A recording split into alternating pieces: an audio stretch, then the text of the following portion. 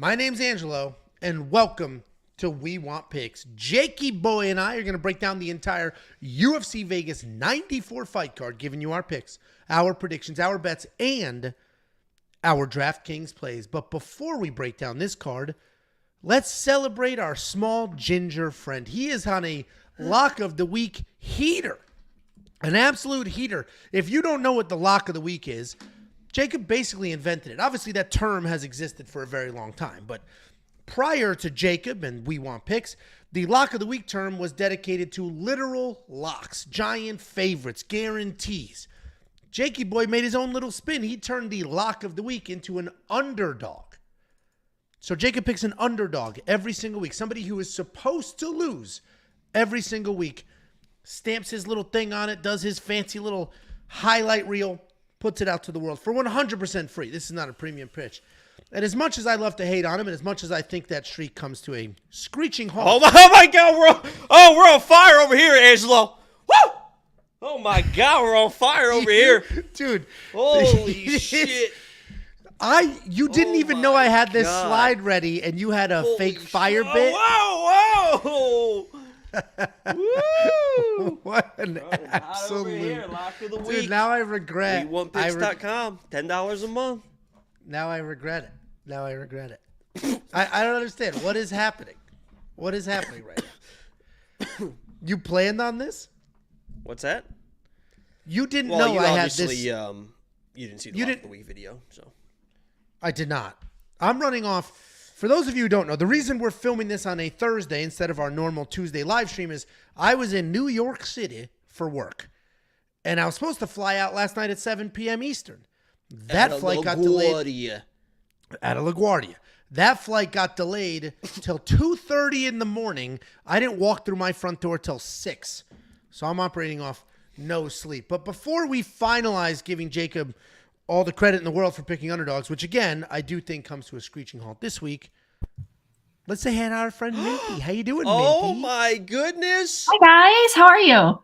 We're all right. How are you? I'm good. It's been a while, and I feel like there have been no UFC fights, or at least for me, I know we had one last week. It just feels like it's been a while. Because you only work the Vegas ones? I only work the Vegas ones, so it feels like I've been laid off for a little, but now I'm back to work. We just filmed the 304 show today. Oh my God, give us all your picks right now. Go. And you gotta watch the show. You gotta watch the show, my friends. 304 should be a solid card. I have that all broken down. Obviously, this live stream we're going to break down Vegas 94, but 304 I've got it all broken down. It's a tough card. It is a tough card. I feel like this weekend's really tough. Like, I really don't love the biggest favorite on this card is a minus 200 favorite. So yes, this is a very and she's going to get smoked, right, yeah. Minty? Is that Miranda you're talking about? She's the biggest favorite on the card. You agree, right? My girl Miranda. Yeah, I suppose I lean with Jacob here. I'm not making a pick for that one, so that's why I'm like, I don't really care.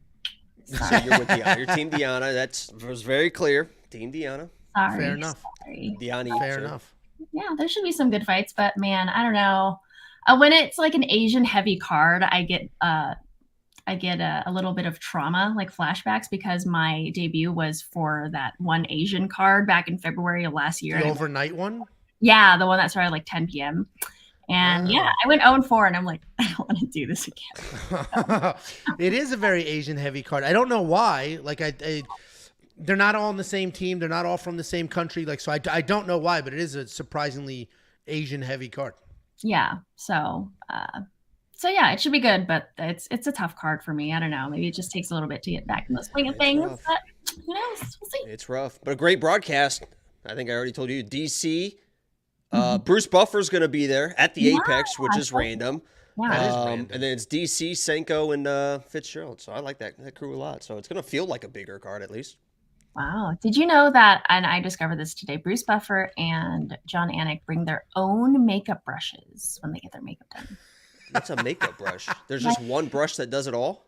No, there's like multiple brushes. Yeah, kind of brush, certain kind of density, certain kind of fibers that are nice for John. Oh my goodness. That doesn't surprise me for Bruce, but John, a little surprising. I mean, you need the makeup for the lights and the cameras and all that. No, but he's like a Boston guy, down to earth. He's jogging every day. Figured he'd just throw on some clothes and come in. I didn't know it was fake like that. Wow.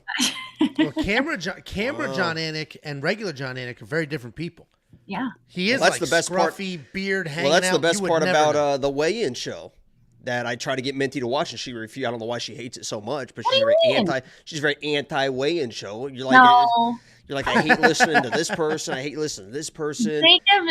Jacob tries to get me to watch the fun one for the pay-per-view fight. Yeah. No, That is But awesome. that's a lot. That's a lot of fun. And I was gonna say, when John Anik is on there, he can be himself on camera. So he's like, "Fucking this guy, fuck this, and motherfuck that." He curses a lot. It's weird hearing him curse. It's like hearing John Anik curse is like the first time you heard a Bob Saget stand up. Yeah. You just weren't ready for the cursing. It's like, whoa, No, I it's thought a you were little like bit, all of our dads. What are you doing? That's how people feel when I curse too. They're like, oh, "You said the F word." I'm like, "Yeah, I know." Yeah, I honestly kind of wish you would kind of tone it down a little bit. So. Oh, really? Okay. And I didn't want to. I've been wanting to tell you that for a little bit, but I wanted to make sure it was like a public area, so I could. Jacob, you tell me So all the if you time. could really kind of tone down the language, I'd appreciate it. You Yeah, set my phone on. really Actually, focused when you know what happens? Look at this. I'll grab my phone right here. Look. Oh dear. Oh my God! It sets my phone on fire when you curse Dude, like that, Minty. Oh my Minty, God! I think Woo! I'm discovering whatever the hell's going on at the same time as you right now with that. I think he bought a fog machine. I think he has a fog machine. Yeah. What? Yeah, did you watch? We did. didn't get to this. Is from the lock. Obviously, neither one of you guys. Thanks for watching the lock of the week video. I've been busy. But the lock of the Minty week has no is Dione Barbosa, nicknamed the Witch, and the whole thing was about So the you witch did and scary and stuff. So in my video, I had the fog machine going. I had this on. I got this. I do everything. I do anything and everything for the lock of the week videos, guys. So if you haven't watched it, go watch it, like it. And you're ready for Halloween too, giving out. Oh, I'm gonna be a sexy witch. If his house ever got raided for any reason whatsoever, the costume, like he would look like a child predator. There's costumes everywhere, exactly. miniature sodas, miniature candies, miniature literally juice. is- Pizza Hut boxes everywhere, just like child. There literally is. I think we talked about it last week. There's a shark suit, a clown suit, a doctor suit, a jail suit, like with handcuffs. There's now. I got a witch hat. I got And a dog to lure them all into your apartment. That's what it is. all creepy. Yeah, then you got a dog. Hey, you guys like puppies? She's too old now. Damn it! Everyone sees a gray hair and they're like, "Oh, poor thing." How's your dog? Still doing good. He's good. Yes, Tater Tot. If you guys did not But know, like, where is he? adopted I Tater thought he Tot. was always next to you. No, he's at my in-laws' house because he needs a play date, But yeah, his name's Tater Tot. We adopted him. He's been in our house for a month and a half, and it's been really good. He refuses to potty in our yard, which is a little annoying because I have to walk every day, and I don't like walking. But at least it's not in the house, or is it in the house? Angelo, it's in the house. And at least it's not hot Yeah. outside. Sometimes You could try. It's a little dog, so you can go the wee wee pad route. That's just. I think they're Come gross, on. but it's better than the carpet. I even bought the spray, and I was like, "Hey, I sprayed Nothing our worse. outside, and it didn't work." But at least he does it on walks and whatever. We just went through it with Joey, and it was not easy. It was a lot of like, anytime he goes to the bathroom outside, just huge celebrations, like, "Yay, good job, good job!" Yeah. Just give a Took, treat, like, "Yay." Yeah, it It's took just like Indy potty training a 2 kid. times. You just have to reinforce Yeah. them. Like, It literally took Indy 2 times going out, and she was like, "Got it, thanks." well, she's a genius lab. Okay, we have dumb dogs. Ooh, Dumb. I like that. Joey is like not that. the brightest. Yeah, he looks goofy. He should be smart, but yeah, he does. He does look goofy, just like I hear Joey is really good with kids. How's Joey? he loves children. He does love children, but I wouldn't leave your child with him. Yeah, But he does love children. good. He is. Just assume that he has COVID, and you don't want your kid to get COVID. So the 6 feet, just keep them 6 feet away, and they're going to be more than safe. No eye contact. In all seriousness, though, he does love kids, and he runs around. You can hug him and squeeze him, all that stuff. He does not like when you get in his face, though. Yeah. So he's laying there like asleep, and little kids just want to like squeeze him, and they'll like squeeze him and get in his face, and that's when he's like, "Arr." This Yeah, is what Tater my Tot dog does that too. He will nip your face.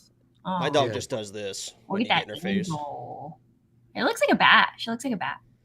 Wow, that's mean. Bats are cute. Bats are awesome. Yeah. Wow.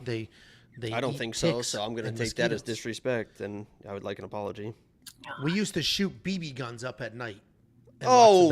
watch the bats swoop Oh, down. You 'cause do I that thought in it was New an insect. Jersey? Do all Jersey boys do that? I'm from Connecticut. First of all, that was racist of Look you. at those honestly, teeth. to That's, assume I was from well, New Jersey. Jacob makes me think that you're from New Jersey for some reason. Oh. Because He's basically from New Jersey. He pushes that heavy Italian narrative, which is just wildly untrue. But yeah, bats. What did you have it there? When your flight got delayed last night, you texted me a picture of what at 12:30 in the morning? A plate of fucking spaghetti and meatballs. What? I did eat my buddy from work At his 1 flight was delayed a.m.. too. I did eat. I had pasta with broccoli robin sausage, which I do love, Ooh, and that that's doesn't not exist down here, so that I was. don't even know what the fuck that is. It's delicious, is what it is. Yeah, It's Jacob's delicious. not. I don't Jacob, think you're. Minty knows what it is. I think she's just like, oh. Dude, You know, Minty, I can't say I know what broccoli. Called out. you don't know broccoli Called robin? out. We went. I She's like, went. oh, wow, that sounds good. You know what the fuck idea it is. Obviously, we met up with you at UFC X, but Jacob and I were in Vegas for And Minty 3 days. refused to take a picture with me, which was very. You guys I couldn't did believe not that. ask. So. I literally twice I walked up to you. I'm like, please, and you're like, I just don't want. Not really my thing. Not my image. Yeah. We were there 3 days. Mhm. You realize we didn't eat a single full meal until the last day. That's insane. Jacob doesn't eat. It's like traveling with a child. Oh my god. He doesn't eat. How exhausting. It's like, We had oh, here, I'll pizza. grab we had pizza at in the middle of the night. I'm talking about a meal. Sit down, waiter, waitress, meal. you Food guys is food. were so busy. I made dinner reservations, guys, and I made dinner reservations for Angelo and Jacob, and we were all out, and they were too busy for me. So we When never. was that supposed to be? That was the first night. Mhm. So Thursday. night, 'cause I was there Wednesday yeah. night. I Should've landed. We done wouldn't that have been able to because do it. I We had the spent- VIP. Yeah, I spent Thursday night just puking for hours. Yeah. It probably wouldn't have happened if we were just casually at dinner. Vegas, Jesus. welcome. Okay, so wait. Someone's going to the Apex in October? Is that a thing? That's where I want to go. I want to go back Why? for sure. No. Why October? Oh, That's his birthday. Yeah, You're geez. Thanks, insensitive. Angelo. Oops. Man. Well, here's the predicament I'm in. Every day that goes by, I really want to go to UFC, the Sphere. I know a few people that have been there. My neighbor went, and she was showing us videos on her phone, and it's like, this is this is nuts. My buddy was showing me all a bunch of people you need to go to the Sphere, and obviously Dana White's talking about I spent $13,000, $17,000, or million. Sorry, it's going to be the greatest show ever. Blah blah blah blah blah. So I want to go. I imagine the tickets are going to be probably even more expensive than the fake Conor McGregor tickets. Yeah, I think so. And the Sphere is cool, but I don't know if I would personally enjoy a show there. The seats are really cramped. And honestly, you can get any seat in the house and it's not a bad seat. I wonder why she mentioned that, Angelo. Yeah, why did you mention that? Wide? Is it because are they not wide enough, or is there not enough length? They make me woozy. It's very tight and it's very deep. I don't know how to explain it. It's very steep. Are you afraid of heights? I mean, I'm afraid of falling from high places, but I'm not. So yes. So I think it is a cool show. I think you should go for sure. I don't know if UFC would be the best event. Is my recommendation. The only reason I'm not going to go watch a Deadhead concert or whatever those are called. I'm not going to do that stuff. I'm not going to. I've actually seen Fish, but that's not really my jam. So I'm not going to do that. Wow. This I would do. The problem is, it's next month, so it's very soon. I assume month? it's wild. Yeah, it's in September, or I guess a month and a half. Yeah. It's also, I imagine, wildly expensive. And then because Jacob took me to 303, I would have to take him to the Sphere. And I don't know how Tiffany's going to handle that if I'm going back. Bye. Oh, so maybe you should take Jacob for his birthday to the Apex in October. And then you guys I can can do that. I've never done the Apex. I can do the know. Sphere with Oh my god, Tiffany you Lynn. should. It is That's so gonna, you know Apex what's with you know what's Jacob. gonna happen there is my back is gonna be absolutely shot when it's all said and done because me and him on the same couch, I'm gonna be sitting like this because he's all sunk in on one side of the couch. So I'm gonna have to sit like this for fucking 6 hours. What an absolute nerd. What an absolute nerd. Yeah. So I don't know. Maybe think about surprising Jacob with that. You're welcome, Jacob. You get That to is know a good it. idea. Maybe I You're doing will some do good that. work here today. Maybe I will do that. Maybe I'll do. We'll see when they drop the other problem with the Sphere. Last thing, Only 10 fights. Yeah, I know. You're going to charge me $5,000 a ticket and there's only 10 fights? Yeah. What's going on? They're spending a lot of money. So they really can't add any more. And I don't know if they're going to be very good fights. Like, obviously, the main event's good. Kona main event, we've Oh, already my seen. God. There's Bahama Mama versus Manuel Torres. That's going to be fantastic. Yeah, okay. It's going to be a whole bunch of that. And then the main event should be good. I don't know. We'll see what happens when they drop the prices and the packages. I'll go from there. Minty, we got some super chats, and they're directed towards you. Let's go through them real quick. Oh, dear. Angel said, Hola, Minty, estás hermosa. Sup, Do you Chica la need Cabra? a true Latino man to read this? Hola, Minty, estás hermosa. Tua, this is a family show, Angel. Sup, Jacob, La Cabre, Angelo, my fat man, we want pigs. $9.99 from Angel. Thank you, Angel. And one more. Bub apparently doesn't know who you are and said, when did Minty start betting? When that's literally your entire career. When I turned 21, Bub, 31 on Sunday, so it makes me a 10-year veteran now. But oh my God, happy birthday. Thank you. Happy birthday. Wow. Betting space in 2019. So if that answers your question. And I started at UFC 2 years ago. Yeah, like right after COVID. So, yeah. There you go. I mean, the name is literally Minty Bets. So. Yes. Also, wait, Jacob said to me that he would do an impression of Yanni the Greek. I don't know if I can do it right now. You don't know if you do it right now. Okay. It's a lot easier because I would have to listen to him. Because on the Contender Series, he'll start talking, and I'm taking. I'm gonna go with the favorite here, minus 375. No, he would never do that. He would never. Do that. That's so not Yanni. Yeah. So I nail it during the Contender Series. I promise that. No. There you go. We got the same teeth. Oh. Oh, does he have incredible teeth too? That were added later in life? Yeah. Yeah, he has very nice veneers. He's a beautiful man. How can you tell when someone has veneers? Look at Jacob's teeth. They're not fucking veneers. Jacob has veneers? No, they're not course he fucking does. veneers. They're I have blinding. pictures of me with braces on. Of course he does. They're blinding. Another Bub Collins says, I knew Minty. I wanted the backstory. Oh, I guess how you got Big it. ass age. The backstory is literally just started posting my pics on Twitter in 2019, and then it went viral. And then I got a job offer from Yahoo Sports when they were expanding their betting department, and so I ran the Yahoo Sportsbook for 4 years. Yahoo! And then they laid me off in December, so here I am go. now, just working for UFC. And UFC, I got the job because they noticed me from Yahoo, from my time doing UFC work in 2020 when that was the only thing on with Yahoo. So here's the long story. There you go. There's the background, Bub. Now I'm a free agent. Essentially, yeah. That's Fancy. Not a bad thing to be, honestly. it was a good place, good time, for sure. Yeah, that's quite the opportunity there. Jumping in the UFC like that and now skyrocketing to fame. Working UFC X, doing all the things. Shucks. Please. But yeah, it was great to see you guys at UFC X, by the way. Yeah, that was cool. That was an awesome experience. Did you watch the vlog? I watched part of it. Okay. You were just skimming. Where am I? There I am. Okay. No. I was skimming to like other scenes and what all you guys did. I should watch it. I will watch it. Way to put me on the spot. Yeah, unbelievable. Well, I'll let you guys get on with other callers and stuff. It's not even the call-in show. We did a special call-in for you. This is our normal breakdown. We're about to break down the entire UFC Vegas 94 fight card. Oh, you guys switched the schedule? I was in New York all week, so we weren't able to do the normal Tuesday show. So we're doing this. Oh my gosh, I am so honored. Well, thanks for having me. I think you're the first person to ever have this honor. So I agree. And Angelo was like, "Don't let her on." And I was like, "I think she really." He was like, "Minty's joining," and I was like, "I think she really wants to join." Angelo, I was like, "I'm very skeptical." And then 2 seconds later, he's got a fog machine go. I'm always very skeptical of whatever gimmick and whatever he's got going on. So I was like, "Is this some sort of setup?" But then you were just you. So The no setup, nothing weird. She was supposed to dress like a witch, and she didn't. That was the whole thing.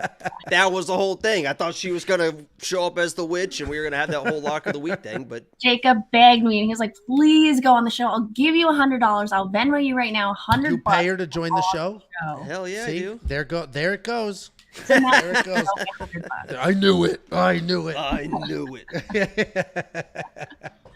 Well, cool, guys. Thanks for having me on. I'm going to take all this makeup off now and just catch up with the Ultimate Fighter. I don't know what else to do. And, you know what? I'll listen to your guys' show. So yeah, it took a little while to get there. But yeah, like thanks. the video on your way out if you don't mind, Minty. I'm sorry, what, Jacob? Like the video, please. Oh, yeah, I will. Always. Oh, yeah, guys, don't forget to watch the weigh-in show on Saturday and check out my picks on ESPN Plus on the broadcast. There we go. There you go. All right. See ya. Good luck with your picks. Thanks, guys. Good luck to everyone, and have a good weekend. Ciao. All right. Arrivederci. All right, Jakey boy.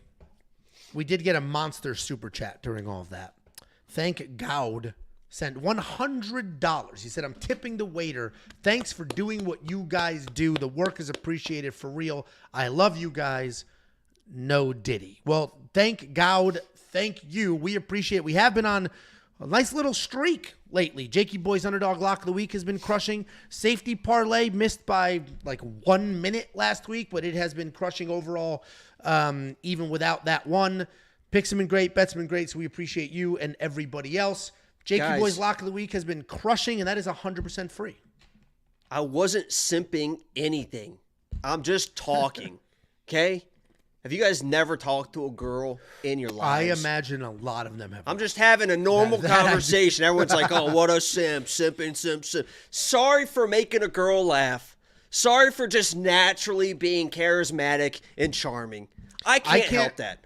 I'm not going out of my way to try and impress anybody. No, we know that. I can't wait to see how many people think you did actually just pay her $100 to show up. That's going to be, did you know? You know they pay her to join the show, right? I pay all my friends. I thought that's just how my parents used to pay. My parents used to pay my friends, and then when I got old enough, I started buying my own friends. I took over that responsibility because I am an adult. Right, just like a phone bill. Lock of the Week is free. You don't pay your own phone bill. Lock of the Week is free.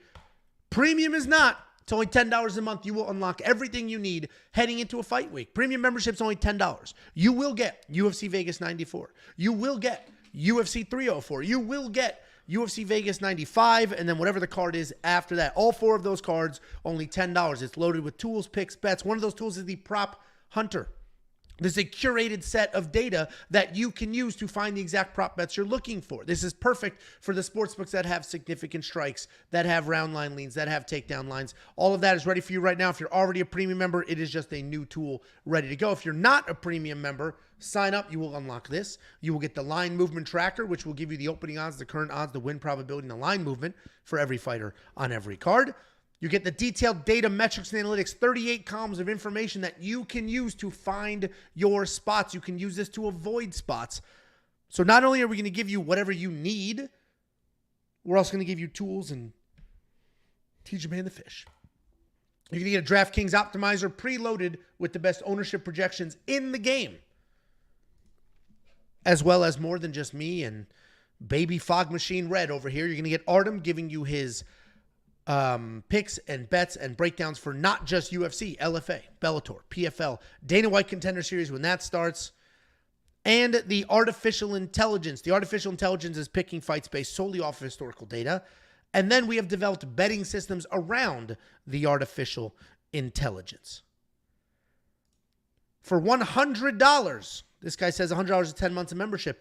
Actually, Trap Flitch, while that is correct on the surface, if you do buy an annual membership, it's only $100, meaning you can get 12 months for $100 if you did want to buy a full year up front. WeWantPicks.com, click Become a Member. It is only $10 for an entire month. And finally, the Safety Parlay. It missed last week. It missed. We hit 5 in a row. It missed one. We're about to hit another 5 in a row. It missed the Charles Johnson over 2.5 by 1 minute. Charles, who would have thought that guy was finishing the fight, let alone, I bet on him to win.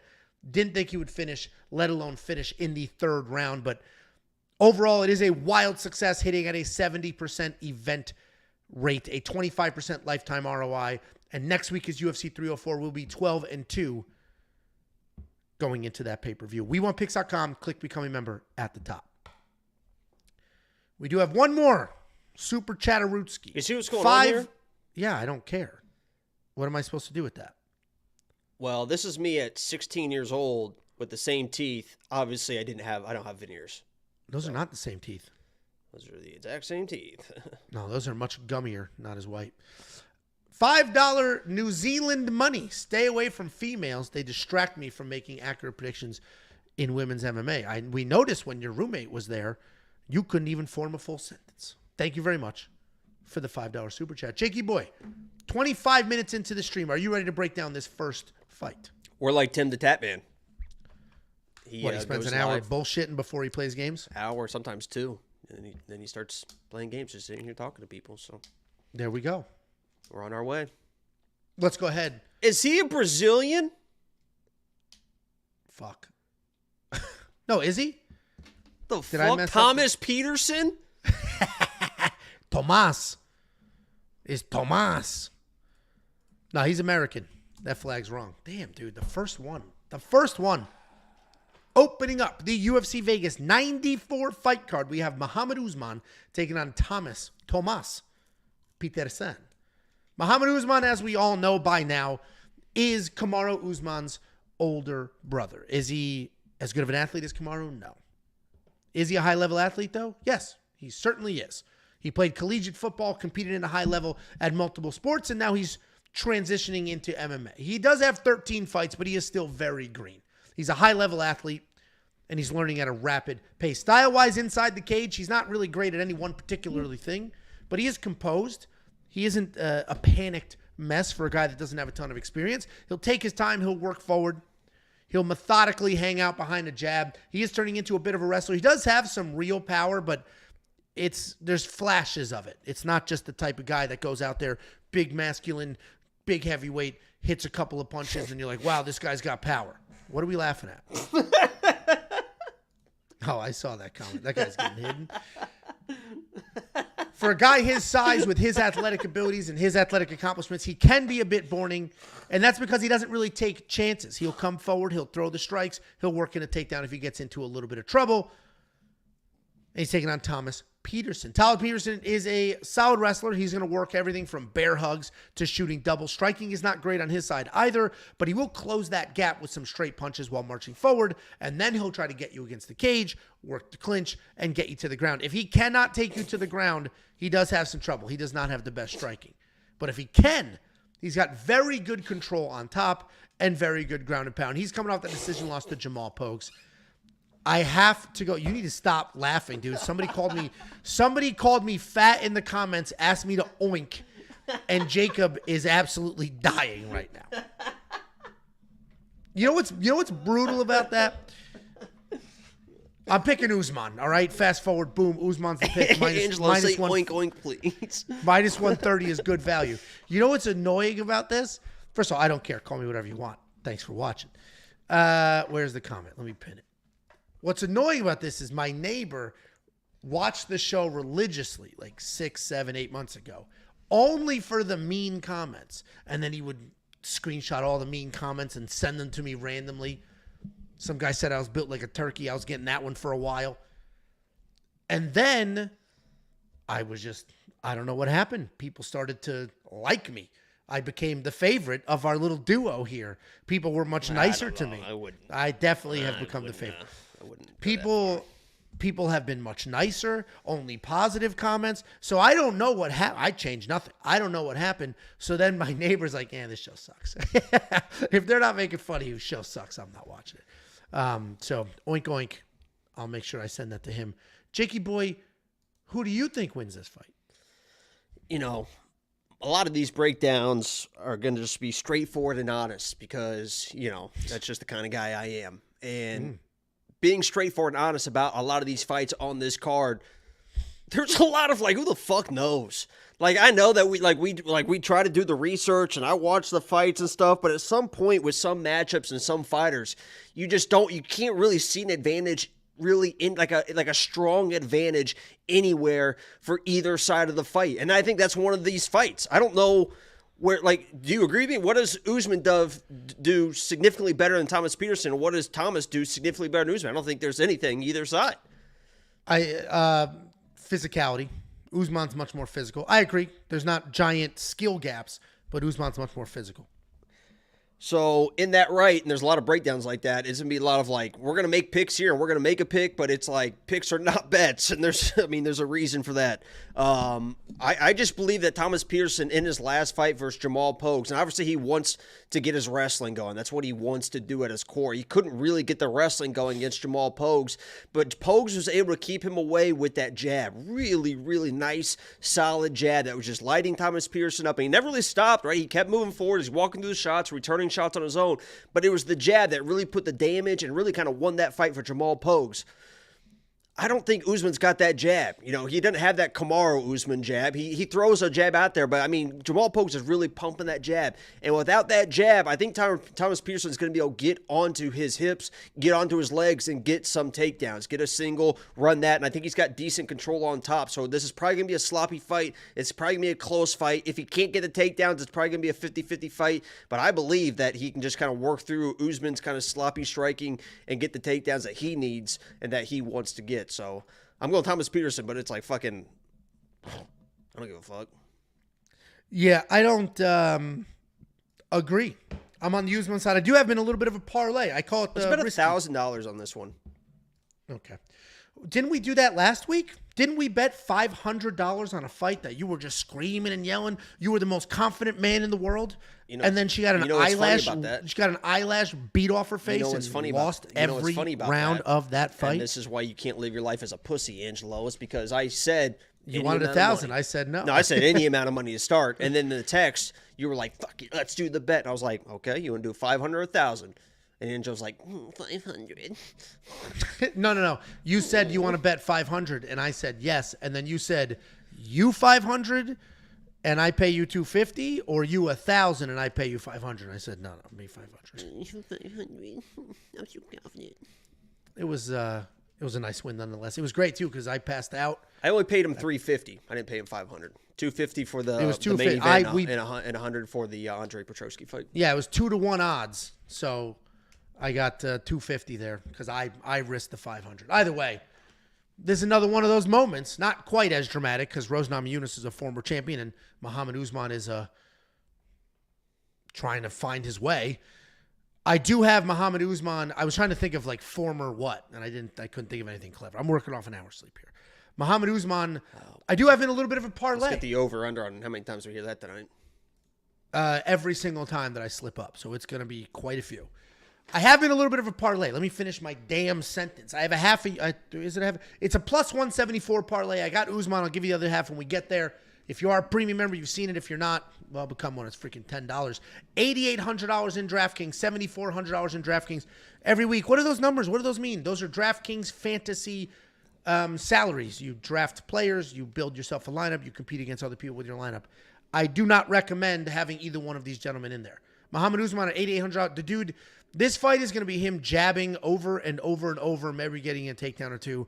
This will be a boring, slow, sloppy heavyweight fight that will never be fast, let alone slow down as they get tired. So not touching from a DraftKings perspective. Do have that bet on Usman. You can unlock all the picks, the bets, the tools, and everything else right now for $10 a month. That $10 will include UFC 304 next week from London. WeWantPicks.com. Click Become a Member at the top. I see London. I see France. I see Angelo's underpants. Okay. This is a response to earlier when I said people were really mean to me and now they decided they liked me. He said, I started liking Angelo after he made Jacob his wife during their fight. He's a badass. What, defended every takedown? If you guys don't know, Jacob and I fought. And it wasn't like in a cage, whatever, but we fought. We went to the gym that I train at, went after it a little bit, did a boxing round, some jiu-jitsu. Jacob had literally no success whatsoever, and if you do want to watch him get humbled, you can check out that video. Defended a takedown. I easily got to a single multiple times. You can check out that video. I could have literally ran you through the front fucking windows, and I didn't. While you're screaming, in the sensei is like, stop, you're gonna kill him. And I stopped right before the fucking glass pane windows. I spared your life that day, and everyone that actually watched the video will say that in the chat right now. I'm happy to run that back. Happy to do it. We'll stream it. You know live. what's going to happen next time? You'll lose even faster. I'm going to walk in like this. Yeah, this stupid ass fog machine, dude, is ridiculous. Fucking underdog. You need John Cena's music. I think that's it, right? Isn't that the beat? Anyway, let's go. Next up at UFC Vegas 94, we have Luana Carolina taking on Lucie Pudilova. Luana Carolina, 10-4 in her career, 3-2 in her last 5. She is coming off that underdog win over Julia Stolorienko, taking on Lucie Pudilova, 14-9 in her career, 3-2 in her last 5. She is riding a 2-fight skid. The line movement on this has been wild. Luana Carolina opened at a more than 2-1 favorite, then full flip to an underdog. I have a bet on her as an underdog at plus money, and she is now right back up to favorite money. Not quite where it started, but she is a favorite. And a lot of the movement, a lot of the consideration, concern on the Luana side is she is moving up in weight. She's typically a 125 pounder. This is 135. So I think people are a little bit worried about what that looks like. But if we break down the fighters, Luana Carolina is a better fighter all day. She's a striker, solid takedown defense. She's not super technical, but she's got a great clinch, good knees, good elbows. She has that awkward style that's really hard for other people to read and get a gauge on. Takedown defense is very good at 76%. And she just TKO'd Julia Stolorienko, who, if you remember, had like the performance of a lifetime after changing weight classes. So I'm liking Luana Carolina. You know what it is? I'm working off 1 hour sleep. Luana Carolina, I like her to win here. I think she's the better fighter, but she does make questionable decisions in that last fight against Julia. Julia's only path to victory would be the Hail Mary submission. Luana's lighting her up on the feet, winning those exchanges, and then shot a couple of takedowns. She's taking on Lucie Pudilova. Lucie Pudilova, powerful striker. She likes to circle around, throw big, heavy 1-2s. Does not have incredible volume, but she does stay busy, and she will throw with intent. Recently, she started to work some takedowns into her arsenal with 4 in her last 3 fights. She is 3-7 in the UFC. She's had 10 fights in the UFC and only won 3 of them. And she's coming off of a decision loss to Aylin Perez. I always mention this. I break down the fights. I do the picks. I do everything before I know the odds. Then I look at the odds, and then I decide, should I bet, should I not bet? And I'm, add to my notes here. I was surprised when I broke this down last week because I'm a week ahead on all the events. I was surprised when Luana Carolina was the underdog. I was like, why is she the underdog? Lucie's not that good. Lucie's power isn't going to matter here. Lucie isn't going to be able to take down Luana whenever she wants to. So now we have Luana, who is durable, tough, busy striker, should be able to control this fight. Unless she gets bullied, which I don't think will happen. Luana's the pick. I do have a bet on her, and I like the plus 102 odds that I got her at with a half of a unit. What do you think, Jakey boy? Yeah, just kind of like the last fight. This is one of those fights where it's just like fucking... when you talk about women's MMA, this fight might be like the core of who the fuck knows when it comes to women's MMA, because I think that the longer the fights go, or the longer the fight goes and the sloppier it gets, right, which it tends to happen, especially in a Luana Carolina fight, it's definitely going to favor a girl like Luana. I mean, she almost kind of thrives in those chaotic situations and she'll find these weird takedowns or these awkward shots at the awkward angles and then be able to steal rounds like that. But if this fight stays clean, especially the first 2 rounds, and Lucie's able to keep the distance and do what she needs to do, I think that she can pull this one out. I think she's the more technical striker.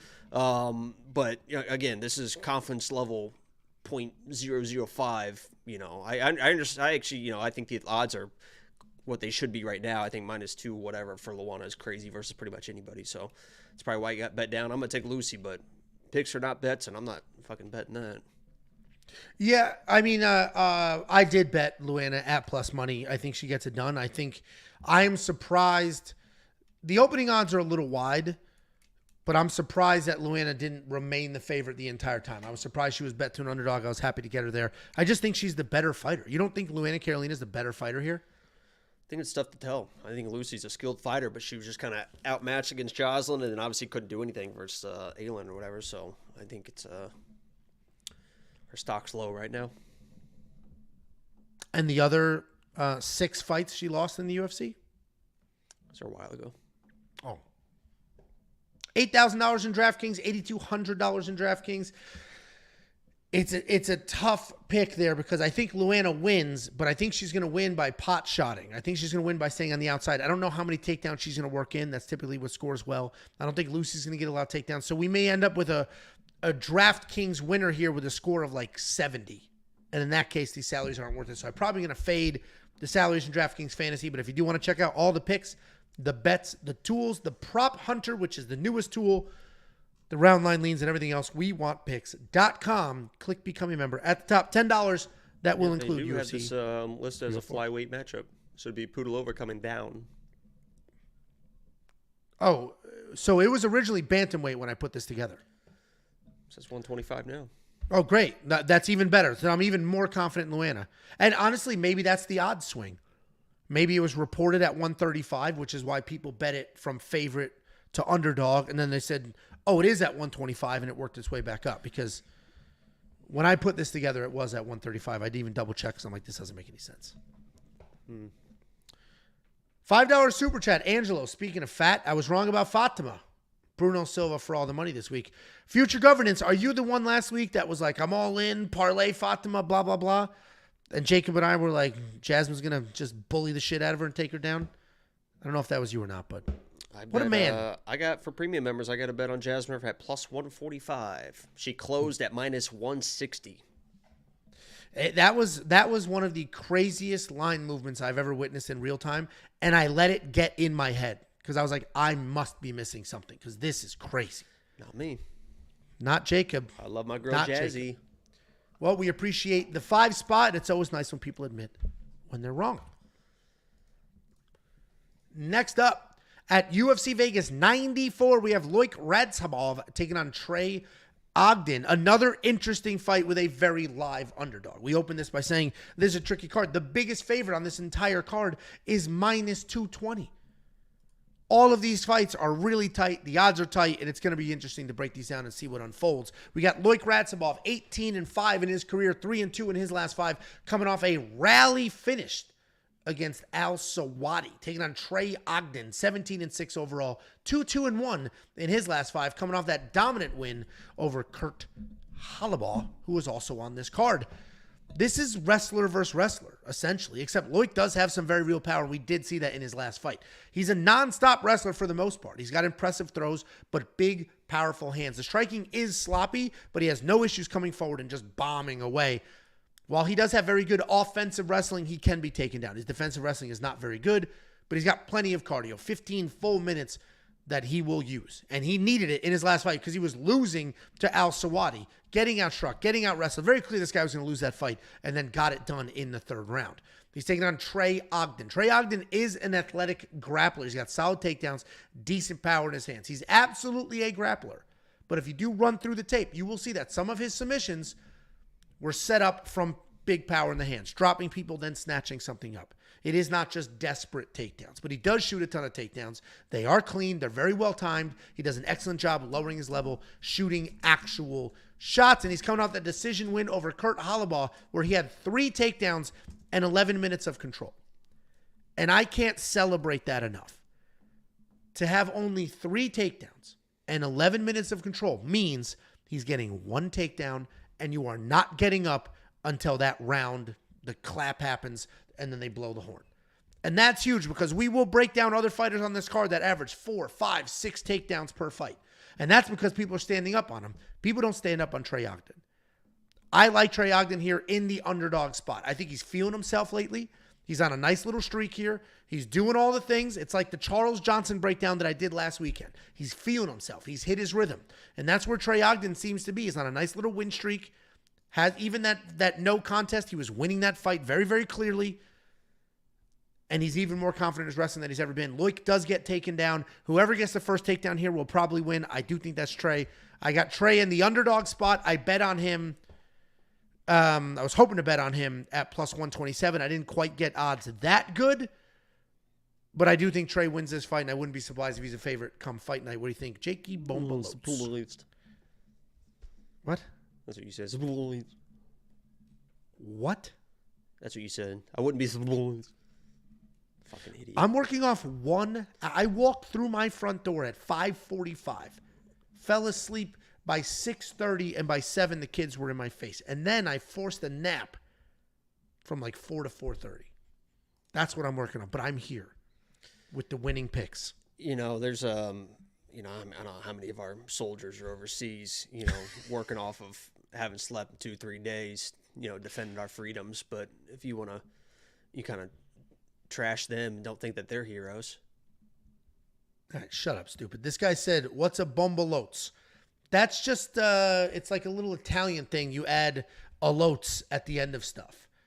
And growing up, it'd be like angelotes, which means little Ange. Surprisingly, even though I'm humongous and have big muscles and I'm very tall and thick hair and beautiful olive skin and all that, I was little Ange in my family, and not because of size. My cousin's just older than me. So lotes or loots, you just add it at the end of things to make people small. So Jakey's small because he's a little baby. That's what Tiffany calls your little dickaloots. Can you give us your pick here? That was pretty good. That was all right. Yeah, you mentioned that Trey Ogden fight versus Kurt. I was actually, funny enough, I was actually at that fight. I went to the UFC Apex and had the time of my life, sat front row on the couch. If you watch that fight back, you probably see me in the background. The funny thing is, I was really rooting heavy for Kurt in that fight. I didn't have a bet on him, but I think I had like a premium bet for him, but I think I put money on him like in Vegas for the fights. So I was really rooting hard, saying like, oh, Trey's doing nothing. He's on top, not doing anything. Oh my God, Kurt's doing even more on the bottom, and really trying to be very loud for the judges to try to give that fight to Kurt. What I didn't know, Angelo, is sitting right next to me were Trey Ogden's parents. And they informed me after the fight, like obviously after the fight, you just kind of randomly talking to people or whatever. And I was like, they said something about, I can't remember how the conversation started, but I was like, yeah, he did pretty good. They're like, yeah, that's my son. I was like, oh my God. I just said, I am so sorry. I was like, I only had the money on the other side. I'm not even like family members with Kurt. I was like, I just had money on him. I'm so sorry. Like I felt so bad. And they were just laughing. You're like, oh no, it's fine. It's fine. Whatever. But they were like, yeah, that's our son. I was like, oh my God, I feel so bad. Yeah. And that's an easy fight for them to watch too, because he wasn't in any danger. Just right, yeah, I'm sure. Top, Yeah, there was so no big deal for them because, he was just, he literally was just laying on top, doing what he needed to do, and he looked good in that performance. What I do worry about with Trey is I don't think it's going to be that easy. And when it's not that easy and he is backing up, because he's a guy that's just going to kind of back up and circle the fence and bide his time and wait for those takedowns. And the longer this fight goes, it's going to favor a guy like Trey no matter what happens. I don't think Loik has the gas tank of Trey. I think he starts fading into the second round. So the longer the fight goes, it's going to favor a guy like Trey. What I don't like early is that Trey is always backing up. His back is against the fence, smaller apex cage. Loik is going to back him up, and Trey Ogden will just kind of shell up. It's not like side to side. I'm not trying to get hit movement. It is back against the fence. It is shelling up, take a few shots, and then try to circle out. And I really, really worry in those situations with the guy with the power that throws this heavy, especially early, as Loik. So I'm doing like a little bit of 1 + 1 = 2 type of situation where I see Trey backing up. I see him shelling up. I know Loik's got power. I'm going to make that jump that the power is going to get there. I'm going to pick Loik. But again, this isn't like a crazy, I understand it. Trey Ogden's one of the biggest, probably in my opinion, being in a Discord and stuff like that. People love Trey Ogden this week. And I get it, right? I'm not anti-Trey Ogden. It's just, I just worry about that power, especially early. So I'm going Loik as a pick, but again, I'm not betting him. Yeah, I'm on the other side. And people have pointed out all week, premium members get to see, well, actually all the picks were in the videos anyway, but premium members get to see, like visually in the chart on the website, Angelo's picks, Jacob's picks, Arden's picks, and then the artificial intelligence. Jacob and I are split on a lot of this card. How many did we agree on? 4 of 12? 4 or 5. Yeah, and that doesn't mean, it's always interesting when we disagree, because in this one, I think we are pretty wide, right? Because I am very confident in Trey. Not unbelievably, but like pretty confident in Trey. But I'm right in the middle, so we're not that far. Yeah, so we're not that far. It is interesting to see. Now, on the next fight, we're completely split. Which one's that? Be farther. The lock of the week. We're farther apart on that fight than the community would like. But it just is what it is. But it is always interesting when we are split like that because, picking these fights is a spectrum. And you could be wildly confident or just like, I have to pick somebody because of the video, and I'm going to be right here. This is a fight I am pretty confident in Trey, only because I'm positive he'll stick to a game plan. That dude's going to shoot takedowns. He's not going to stop. I'm positive. And I know Loik gets taken down. And that to me is just, I trust this guy to wrestle. I know this guy gets taken down. And I think Trey's feeling himself. Where Loik did get him off that win, but it's a come from behind win. He was losing that fight. It was very clear he was going to lose that fight. And he made it happen. So Jacob and I are split here. I am on the Ogden side. I will spend the $7,800 in DraftKings Fantasy because I think the upside there is incredible.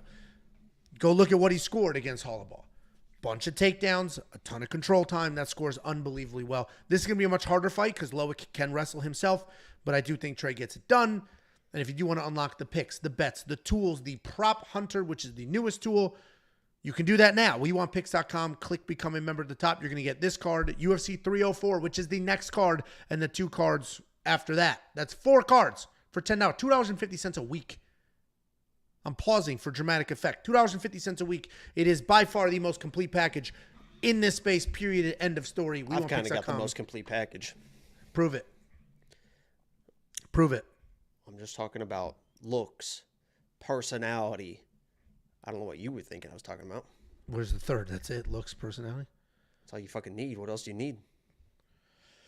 Millions of dollars. Communication skills, like a big heart, height. That's all in personality. A good personality means... Real teeth, height. Good personality means you have...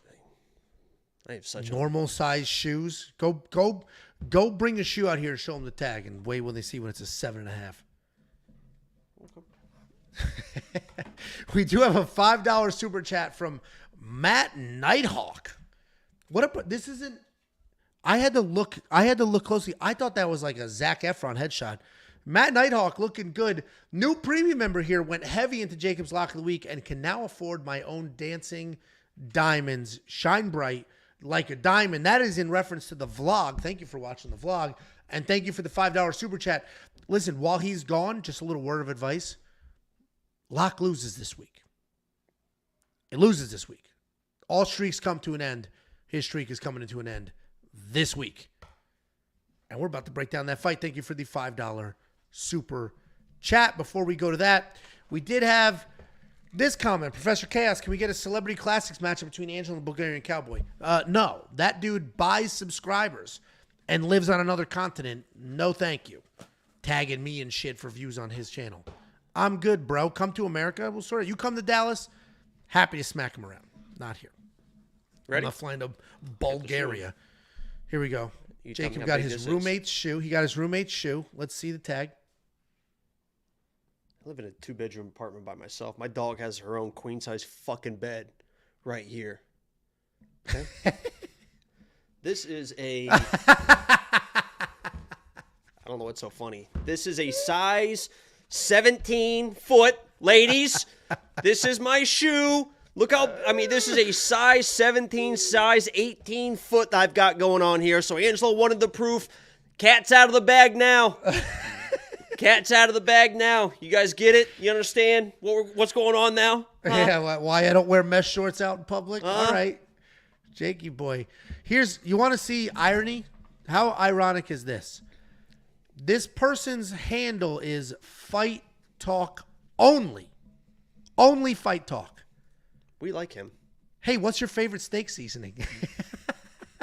Salt. Fight Talk only. What is your favorite steak seasoning? If you put seasoning on a steak, Fight Talk, I just don't know, man. It's just salt. Nah. Salt, pepper, and then you put it in the pan with it's the just butter. Salt. And the A good steak is just salt, man. No. I have two favorite seasonings. One, the Jack Daniel's steak seasoning is great. It's big chunks of stuff. It is great. You get a phenomenal meat. seasoning. Honor the animal. Honor the animal. You just salt it and you eat it. The meat is good enough. Honor thy animal.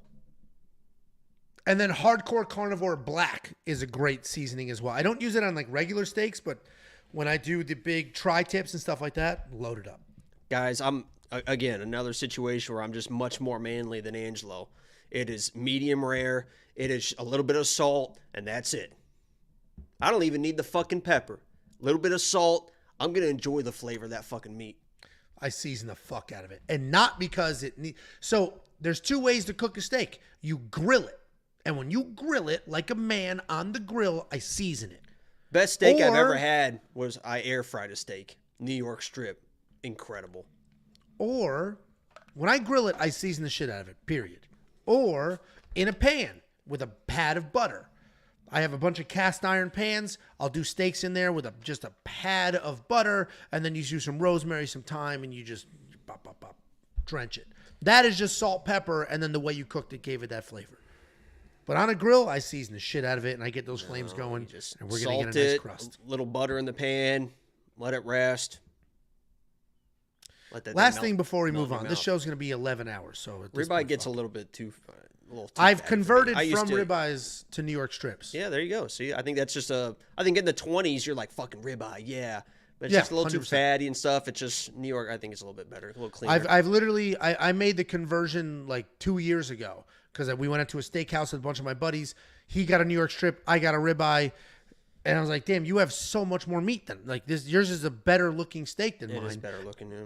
And some of the grizzle, I do like the grizzle. Some of the grizzle is great, but sometimes you get a ribeye that's like 20% grizzle. It's like, what am I eating? Last thing here before we move on. Grizzle. That's why if you guys have never tried it, an air fry, I'm telling you, it was the best. I think the best cooked steak I've ever had in my life. I air fried a fucking steak and it was incredible. There you go. The last comment here. How do you pronounce this, Jacob? I learned the correct way recently.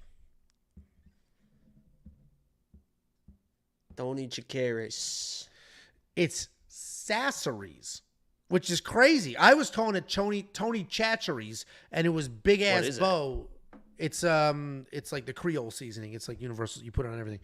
But what? Creole seasoning. You know what Creole seasoning is? It's just it's. I use salt. It's basically salt. It's fancy salt, except it's not fancy. It's in Louisiana. But either way, I would say Chacheries. And then big ass 6'7" Bo was like, it's Sasseries. And I was like, there's no way I haven't that's seen Sasseries. Bo in almost a year. No, you said that last time you saw him. Didn't you? Saw him at my house playing Frisbee, didn't you? No. You still haven't seen him? No. I think he's avoiding me. He'll be here for 3:04. That I'm positive. I think honestly, you know what happened? I made him put it on his family calendar. Honestly, you know what happened? I think I'm streaming 3:04, by the way. But what? I believe that whole dynamic changed when our dynamic changed when we fought, and he was like, really, Jacob's not a pussy. I really did a number on you, right? I think that fear was because I already would snap back at him, and I'm sure he thought like, oh, like if I wanted to, and now he's like, man, I don't know, So I think it's intimidating for a 6'8" guy to know that me at 6'3", 220. Yeah, we added some inches on both sides of that. He's 6'7" and you're 5'8". But at least you elevated everybody. In your little use It's case. Rich people salt. I got it. Thank you. It's Louisiana salt. There's not rich people salt. I eat salt out of the ground. Just licking the ocean. All right, we got to move on. This is a very long show already. Next up, at UFC Vegas 94, we have Miranda Maverick taking on Dione Barbosa. This is going to be a controversial fight, and Jacob and I completely disagree, but let's go ahead and break it down. Miranda Maverick, 13-5 overall, 4-1 in her last 5. She is riding a 2-fight win streak. She's taking on Dione Barbosa. Did you just burn yourself on your stupid fog machine? No, I pressed it and it wouldn't turn off. It was like it wouldn't turn on, and then I pressed it and it wouldn't turn off.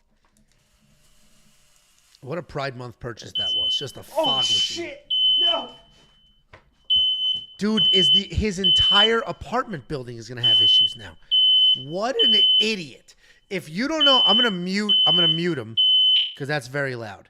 If you don't know what this idiot just did, he bought a fog machine for his Lock of the Week video for Dione Barbosa because Dione Barbosa's nickname is The Witch. So he bought a fog machine for his skits.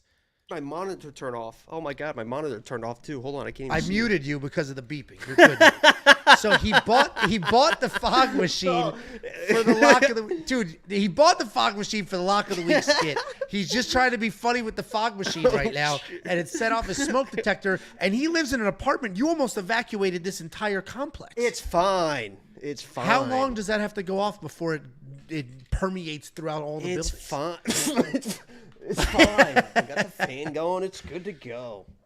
All right, well, we got Dione. Relax, everyone. Oh, this my is God. not a good sign of things. Oh, shit. Whoopsie. Not a good sign of things to come. She's the witch! Dione Barbosa, the witch. That's why we got the fog. Go ahead. We got Miranda Maverick taking on Dione. Dione's 7-2 overall. 4-1 in her last 5. She is coming off a very controversial decision win. Miranda Maverick, as we all know, is a pressure fighter. She moves forward. Solid takedowns. Good activity. She is strong. She uses her strength well. She averages about 2 takedowns per fight, and when she cannot get the takedown, she can struggle a little bit, but she is tough. She's a gamer. She'll continue to move forward. She'll continue to throw strikes. She's not going to back up, and she is going to try to stay in your face. She does have a positive striking differential of about 4-3, but she's typically going to work forward and look for those takedowns. She's coming off that decision win over Andrea Lee. That was a little bit back and forth, but Andrea was a little bit flat in that fight. She's taking on Dione Barbosa. Dione is a solid grappler. She's going to throw tight strikes. She is going to look to get it to the ground. She's a judoka. So instead of shooting shots, she's going to look to tie you up and toss you. We saw that last week with Luana Santos, but she's not at the Luana Santos level. But same type takedowns, right? What happened in that fight last week? As soon as there was a clinch, boom, Luana with the takedown. And that's typically how Dione is getting these fights to the ground. She's not shooting takedowns. Her striking is not very good, but it's fast. And it does set up her clinch where she'll get those takedowns. She's coming off of that win over Ernesta Carrot Cake, where a lot of people, me included, think that she lost. Miranda Maverick was training for Tracy Cortez. That's who she was supposed to be fighting on Saturday. Tracy stepped up, got the main event last week. Miranda was training for a tough, aggressive wrestler. So she's been working on the takedown defense. She's probably been working on takedown offense. She's been working on the striking. And I think she wins this fight. She's the biggest favorite on the card. Do I think she should be the biggest favorite? No. I think Cody Gibson should be the biggest favorite on this card. But I do think she's a favorite. I am very confident in her to win. And the reason I'm confident in her to win is I think she is going to shoot clean takedowns and avoid the clinch. Dione needs you to clinch for her to get a takedown. I think Miranda avoids the clinch, shoots takedowns, gets it to the ground, and gets it done. Miranda Maverick is my pick. Jake is about to pick the other side. Go ahead. Yeah, that was a good attempt there, Angelo, at trying to convince people that you know what you're talking about. I thought it was pretty convincing. We'll see how it plays out. Sure. Obviously, let me preface this by saying Miranda Maverick should win this fight.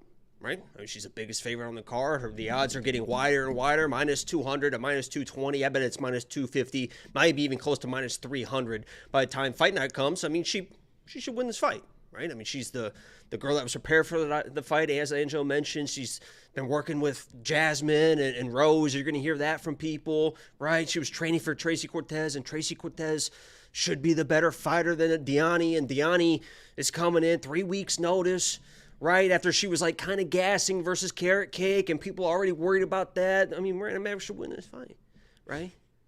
But the issue is she's not going to win the fight. I mean, she's not going to win the fight. I broke down this fight, and I determined who is the better fighter. And Dione Barbosa is the better fighter of the two. She's the better striker. She's in if you Google, and I would encourage everyone to do this. If you Google Dione Barbosa right now, underneath her fucking name says Olympic athlete, because she was an Olympic judo national team, whatever, in Brazil at 20 years old. She knows what she... Excuse me? Was she on the Olympic team? She was on the Olympic team. She's an Olympic athlete for Brazil, for judo. She's been doing jiu-jitsu her entire life. Is she the best wrestler in the world? No, she's not the best wrestler in the world, but she can shoot takedowns. Angelo says she's not shooting takedowns. Didn't watch my Lock of the Week video where I have highlights of her 10 takedowns. She's shooting these nice singles into these back trip takes, a lot of Henry Cejudo, inside trip, outside trip. She's got the judo as well. There's a blast double in there. She knows how to wrestle. Now, Miranda Maverick's whole thing is do your research.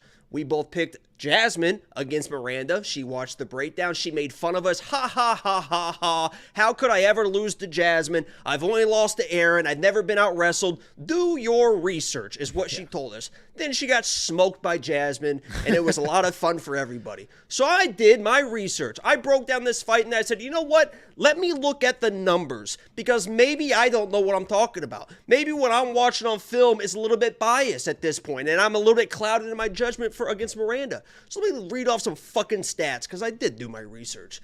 If you pick the 5 fighters that actually tried to counter-wrestle her in her UFC career, because I believe that Dione's probably going to try to counter-wrestle, and she's a grappler. Dione, that's what she wants to do, is be on the ground. She's a grappler in her core.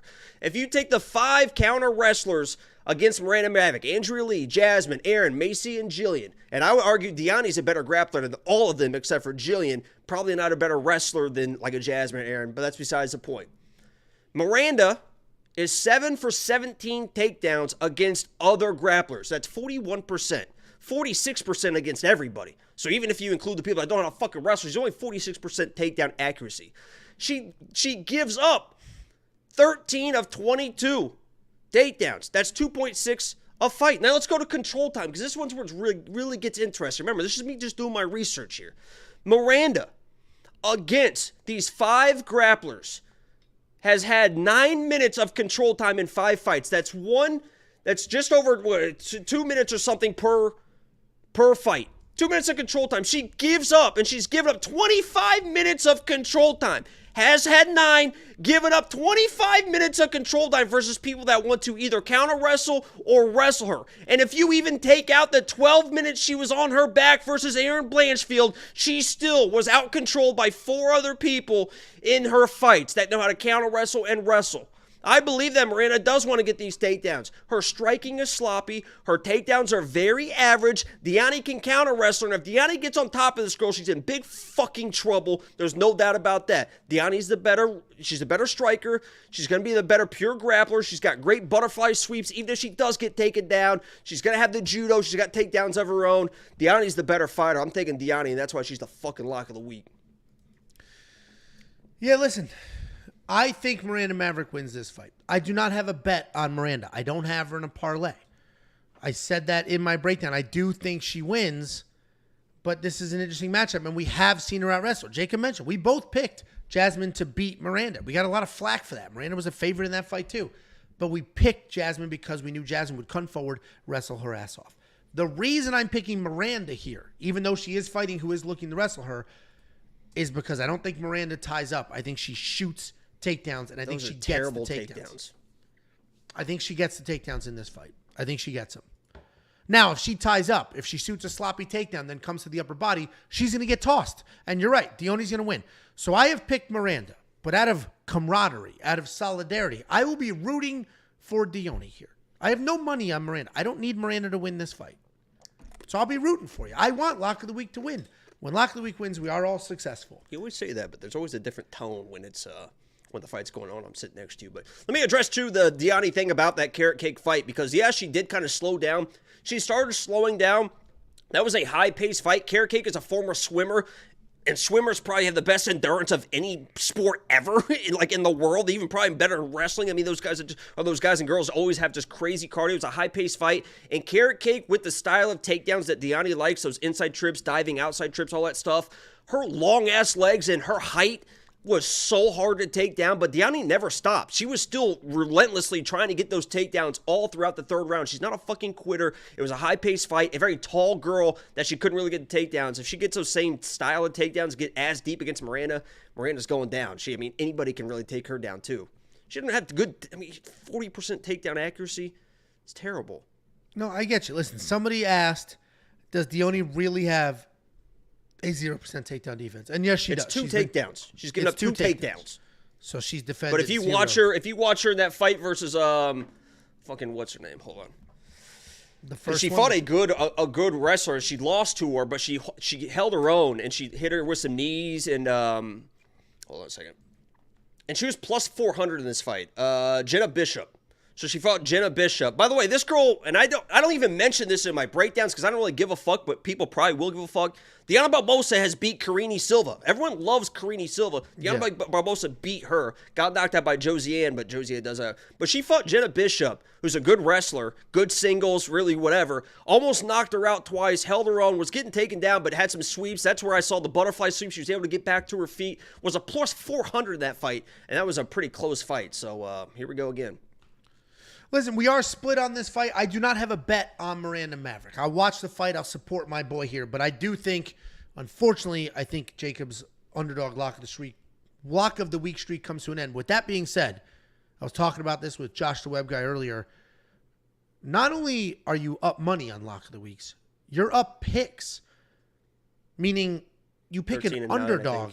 Yeah, picking an underdog. People can't pick favorites at that clip. So it is remarkable, and it is getting harder and harder to be like, hey, you're wrong this week.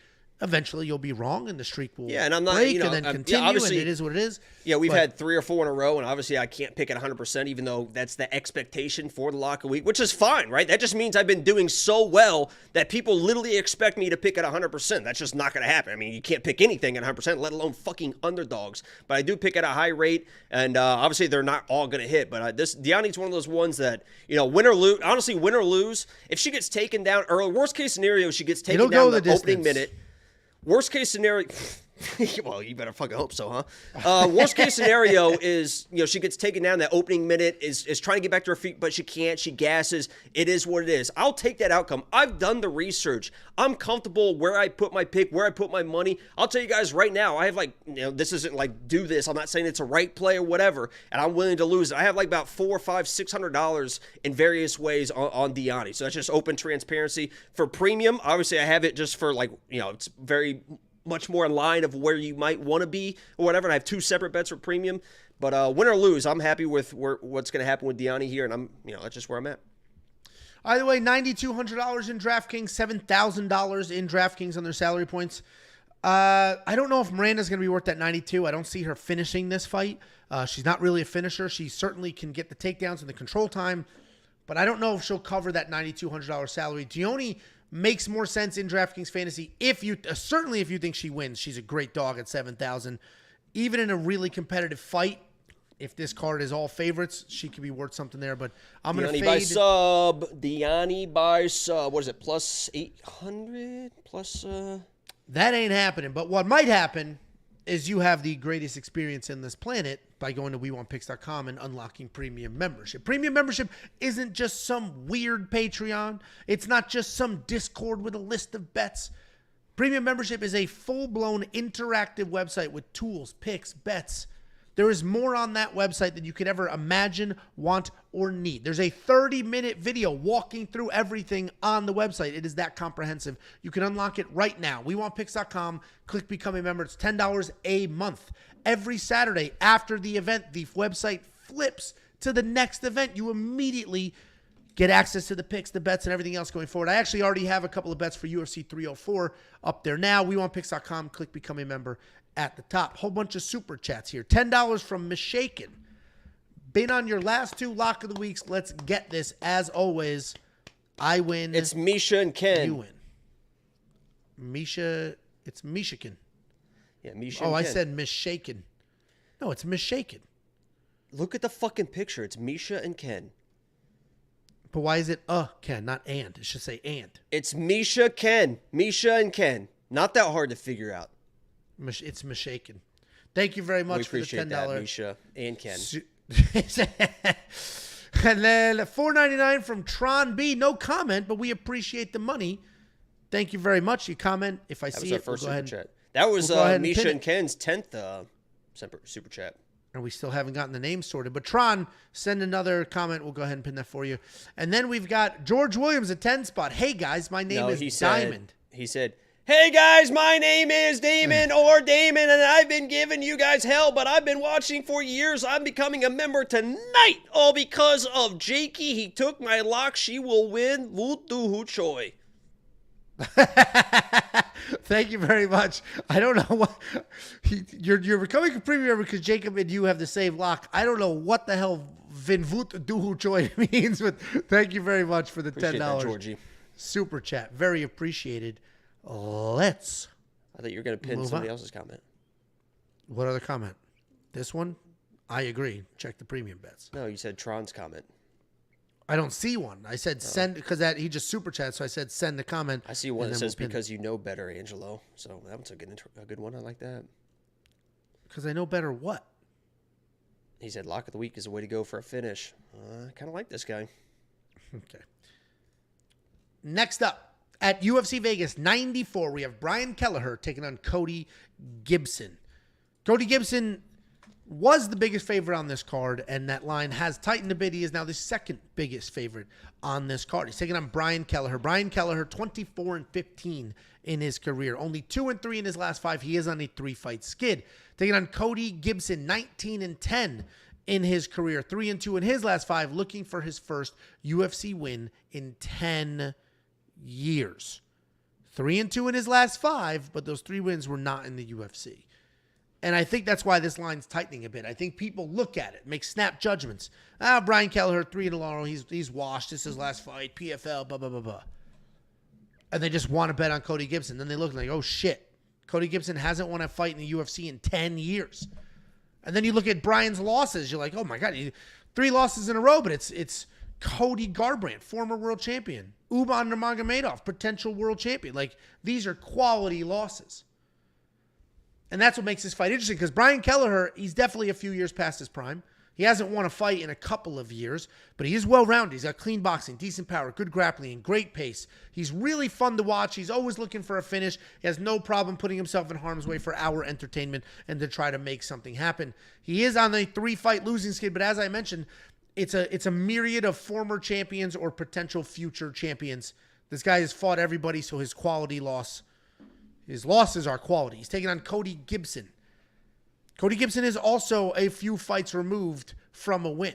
Solid striker. He uses his length well. He's very long for this weight class. He can be busy in exchanges. He'll set up his strikes with that length. He'll defend takedowns with that length. Primarily a striker, but if you do take him down, he will have some success working. He'll take you down. He can hold, keep you there, sort of kill the clock. He is very tough. He's a durable guy. He's a gamer. He's coming off that loss to Miles Johns where the wrestling was the difference, but at no point was Cody Gibson out of that fight. He made that fight a dog fight. He makes every fight a dog fight. And I had the same instant reaction as everybody. I saw the matchup. I go, boom, Cody Gibson, done, safety parlay, let's move on. Then you look at Brian Kelleher's record. And it's like, damn, dude, these losses, the last loss, you have to go back to like 2014 for a loss that isn't against a very good guy. And that's the only reason I'm not all in on Cody Gibson. I am picking him to win. I do think the cardio is going to matter. I do think Cody Gibson, even though he is also old, he's not young. I think he's taking his career a little more seriously. I think he's just really trying to get that win and trying to make something happen at the tail end of his career. So Cody Gibson's going to be the pick. I actually do have him in that parlay that I mentioned earlier with Mohammed Usman.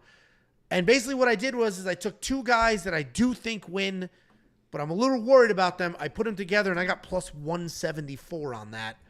Cody Gibson's going to be the pick, but I would be very, very careful being overly exposed here. What do you think, Jakey? Boy. Yeah, honestly, I don't really have much to add to that. I think Cody's the better fighter. He's going to be the pick, but I'm not spending the minus 200 on it or whatever it is. No thanks. So there you go.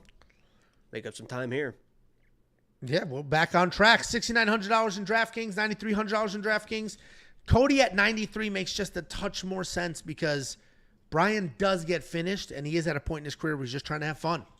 He's just swinging, trying to have fun, and potentially Cody can make something happen. But this is a really, really tricky card for a lot of things. If you do want to unlock the picks, the bets, the round line leans, the tools, the new prop hunter tool, and everything else, WeWantPicks.com. Click Become a Member. It is only $10 for an entire month. Next up, at UFC Vegas 94, we have the featured prelim of the evening. We have Jeong Lee taking on Hyder Amil. This is an interesting fight, and this is the featured prelim for a reason. We have an undefeated guy taking on a guy with only 1 loss on an 8-fight win streak in Jeong Lee. Hyder Amil undefeated, coming off a knockout win over Fernie Garcia. And Hyder is an aggressive striker. He's going to walk through fire to find that pocket. He's got a good chin. He's not the best wrestler, but he does set a really nice pace. He will work fights to the ground if he gets the opportunity. On the ground, he's going to throw heavy bombs. He's going to give up positions, though, and he could end up in some trouble. He doesn't have a ton of control. He's coming off that win over Fernie Garcia where he dominated pretty much all aspects of MMA before finding that finish in the second. He's taking on Jeong Lee. Jeong Lee is a very well-rounded fighter. He's explosive. He's powerful. He's confident. And he's technical. He's got a loose striking style that he manages with range, as well as solid takedowns and grappling. He is very long for the division, and he uses that length well by walking people down. He can be hittable because of his low hands, but he has a solid chin and grappling as a backup plan. He's coming off that win over Blake Builder, where he had the takedowns and he controlled the striking. Part of me does want to pick Hyder. I fully get it. A lot of people are very high on Hyder Amil. I get it. I totally get it. I am going to pick the other side. It's really the explosiveness that makes him very impressive. He's the more complete fighter in my mind. I think he has the better wrestling, the cleaner striking, likely faster, but Hyder is an absolute dog. He can turn this into a brawl. He can make it ugly. He can win this fight. Lee is going to be the pick. I'm not touching it. And this is a spectrum, what we're talking about. If 50% is in the middle, you have no pick, and 100% confidence on one side, 100% confidence. I'm at like 51% on the Jeong Lee side. This is a great fight. What do you think? What a fucking pussy. Jakey boy.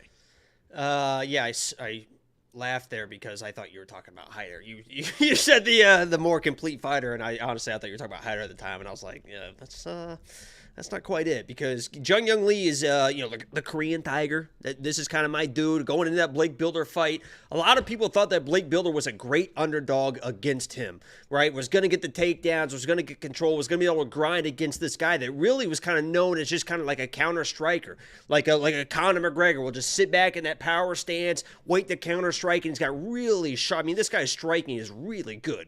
I mean, it is right down the middle. It is fast. It is all technical. He is a very good striker, and he's a way better striker than Hyder.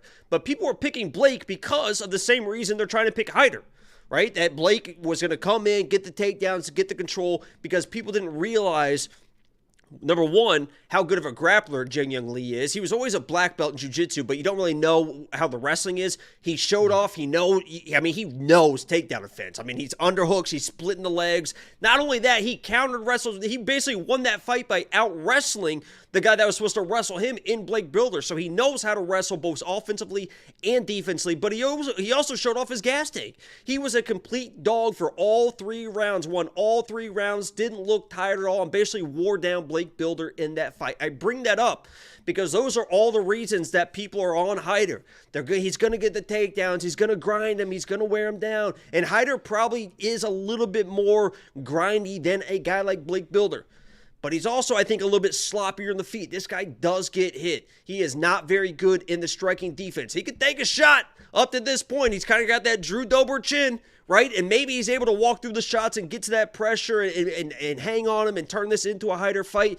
But I think he's in fucking trouble early. This guy, Jeong Lee, knows how to defend takedowns, and he is a fucking sniper with the hands with pretty good power. So I think Hyder is in trouble early, but even this extends. Jeong Lee, I think, is a little bit, people were saying in the chat he's overrated. I think he's a little bit underrated, honestly. I'm all over him this week. I respect Hyder, but he's 9-0, 34 years old, starting a little bit late, and that Contender Series fight, if that guy didn't death gas on the other side, he was going to lose that fight. And even against Fernie, he almost fucking blew that fight as well. Fernie hit him with a nice shot, got him to the ground, got his back, almost choked him out. So, he's close to being 0-2 in his last 2 and not even in the UFC. So, I'm all over Jeong Lee in this one. Yeah, dude, the way you laughed, I thought you were about to pick Hyder. I just explained why I laughed before I did the breakdown. breakdown. I know. I just, for some reason, I still was surprised when you made the pick. I was like, wait. I literally said I made a mistake laughing. Oh, yeah. Yeah, you did. Say you're sorry. Yeah, I accept. I accept. Was that Ace Ventura? We are on the same side here. Hyder is really tough, so that $9,100 from Jeong Lee is going to be tough because I don't know if he's going to finish Hyder. Oh, it's going to be early. All right, well then Jakey Boy thinks the $9,100 in DraftKings Fantasy is worth it. And at a certain point, you got to pick some people because I'm fading a lot here because this DraftKings Fantasy scoring and the pricing is going to be really tricky on this card. But if you do want to use the DraftKings Fantasy Optimizer, that'll build lineups for you. If you want access to the best ownership projection in the game, if you want our bets ready to go for you, not only for this event, but we have UFC 304 bets. If you want all of that and a million other things, WeWantPicks.com, click Become a Member. It's only $10 an entire month. And some people ask, Angelo, why do you plug premium at the end of every clip? That's because these get sliced and diced and put on other platforms. That is why. I'll get you, so if you're watching pretty. this stream, start to finish, you're going to get a bunch of premium hits. I'll get you, my pretty. But that's because we slice. You know the worst part about this week? Obviously, Dione is the witch, and I have a clip of that, of the Wicked Witch of the West saying that, so I had to screen record that. And I literally have PTSD from that movie. I think I talked about it before. There's 2 movies that I refuse to fucking watch. Even as an adult, they still scare the shit out of me. Yeah, it was The Wizard of Oz because of the flying monkeys when they come flying in and they grab all this stuff. Like, terrifying. It's not even like the Wicked Witch of the West. Obviously, she was terrifying as well. But it was like just the whole scene of everything. That and Chitty Chitty Bang Bang. Chitty Chitty Bang Bang is the most terror. I don't know why anybody would want their kids to watch that. Obviously, it's like, I guess it teaches you, like, that's like the definition of don't take candy from strangers. The guy kidnaps kids with candy and then makes them perform for his rich friends. That's what he does. That's a terrifying fucking movie. I saw a clip, I think it was in like Japan, where they had all the kids in the classroom and then they brought a guy dressed in like, whatever, like a robe or something like that. Walked in, gave one of the kids candy and the kid took it and then he grabbed the kid and like ran out in the room with the kid and then came back in and offered the next kid candy like, no. So it's like that. Lesson learned. Yeah, literally, he's like, he's got this fancy cart, and he's like, "Come get your candies, kids. Come get." He's like in the window because they're like in the little basement area. He's like, "Come get your candies." It's terrifying, dude. Yeah, I've never seen it. I have no desire to see it whatsoever. What I do want to see though is that form come in. And by form, I mean the $50 claim form. If you go to WeWantPicks.com/bets, you use our link to sign up with any one of the affiliates, and then you make a deposit, we send you $50 as a thank you. You just fill out a quick form with your account number, how you want to get paid, your email address. We validate that you used our link, and we pay you. It's affiliate marketing. They're going to pay us. I'm going to slice off some of that money and give it right back to you. WeWantPicks.com/bets. Use the link, make an account, make a deposit, get yourself paid. Here's a little safety parlay plug. It has been doing quite well. 5-1 in the last 6, 12-2 in the last 10 pay-per-views. So even if you don't want the safety parlay for UFC Vegas 94, the UFC 304 safety parlay should be slapping because in pay-per-views, we do quite well. In general, we do amazingly well at a 70% event win rate and a 25% lifetime ROI. That is just part of premium. WeWantPicks.com. Click Become a Member at the top. And then finally, here is the address. For every single pay-per-view, we do a vlog. The UFC 303 vlog, we were in Vegas. Send me your panties.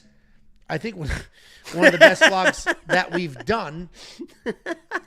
But the vlogs where we don't go on elaborate trips, we do a mail day. We go to the mailbox, get the mail, open it all up. We've gotten letters, we've gotten food, we've gotten all sorts of really cool things that we read, we talk through, and we open. Here's the address if you want to send something for the next vlog. We Want Picks, P.O. Box 406 in Prosper, Texas, 75078. And finally, Matt Nighthawk said, Angela, what app do you use? You live in Texas. We do use Bet Online.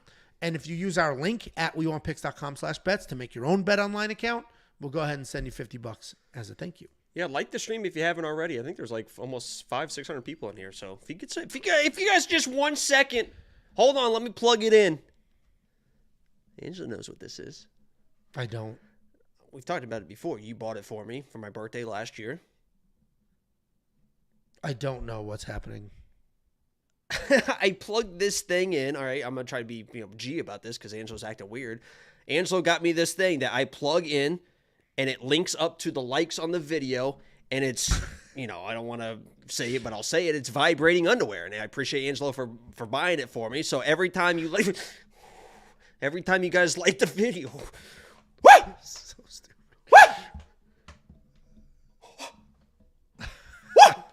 Okay. What a turn this took. We do appreciate everybody. We've got over 500 live viewers between YouTube and Twitch here. And I appreciate it because this isn't our normal day. This is a Thursday. We normally stream on Tuesdays. And summer's been crazy with all the travel and everything else going on. You guys are here watching and doing all the stuff. So I thank every last one of you. It is appreciated and it doesn't go beyond us. Opening up the UFC Vegas 94 main card, we have Cody Durden taking on Bruno Silva in a flyweight banger. Cody Durden, 16-5 overall, 4-1 in his last 5. He's coming off that submission loss to Tagir Ulanbekov. He's taking on Bruno Silva. This is the little Bruno Silva, not the big one that got double eye poked by Chris Weidman. This is the little baby one. He's 13-5 in his career, 3-2 in his last 5. He's coming off that submission win over Tyson Nam. Cody Durden, just a nonstop forward pressure wrestler. That's who this guy is. He's just going to come forward. He's going to dive at legs. He's going to wrestle. He's got a grill. He's got some swag. He does all the things. He is going to throw big looping power shots to set up those takedowns, and he'll just chain wrestle, continuously dive at legs until it gets to the ground. While his wrestling can be nonstop and he's got good pressure, he is loose on top. You can stand up on him, which is why he averages as many takedowns as he does, and he's just got to go right back to the well, shoot another takedown, and keep it going. He is coming off that loss, though, to Tagir Ulanbekov, where he was out-wrestled, dropped, and submitted. He's taking on Bruno Silva. This guy's very well-rounded. He's got great power, his own strong wrestling, and nasty submissions. He's literally good everywhere. He started his UFC career with a bit of a skid, but he managed to string together 2 knockout wins, then go on a 2-year layoff, and then he just came back. Fought Tyson Nam. Everybody was all over Tyson Nam in that fight. And he submitted that dude and got that done. We're a few years removed from it. But the way that Bruno Silva lost to Tagir Ulanbekov is probably the way he loses this fight. He was just sort of out-wrestled. If you trust Cody to do anything, you can trust him to move forward and shoot a bazillion takedowns. The only reason it's not boring is because he's small and fast and doesn't stop. If this was a higher weight, he's basically Bilal. Everybody calls Bilal boring. Non-stop wrestling. That's basically how Cody fights. The only reason I'm not... disrespectful. It's not a disrespectful. Bilal just got a title shot. I know, but I think Cody's a little bit more advantageous. It's because he's little and he's fast and he stays busy. That's why people don't label him as boring. Well, he does more on the feet. Bilal doesn't really do a whole lot on the feet. He finished Sean Brady, didn't attempt a single takedown. He just beat Gilbert Burns. I know. When he's my lock of the week next week, now it's you're going to just be saying when dumb he's my lock of the week next week. It's going to be a 6-minute video of him just TKOing Sean Brady over and over for the highlight tape because Bilal's going to dominate anyway. Either way, back to this fight with Cody Durden. The only reason I'm not all in on him here, because these are phenomenal odds at -118, and I do think he wins. The only reason I'm not all in is he can get wobbly, wobble. And Bruno Silva hits hard as shit. Cody Durden was just rocked in his last fight. Bruno Silva might be the hardest hitting guy at this weight class or close to it if he isn't.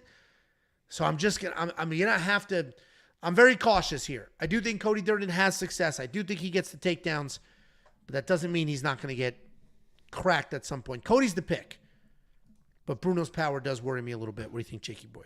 Yeah, let me preface this whole thing by saying me and Cody have had our ups and downs, right? There was a situation, I think a year and a half ago, something like that. I can't remember who he was fighting, where I picked against him. And we put on Twitter, as we always do. We tagged the fighters, and he simply responded, "Jacob, I am going to prove you wrong."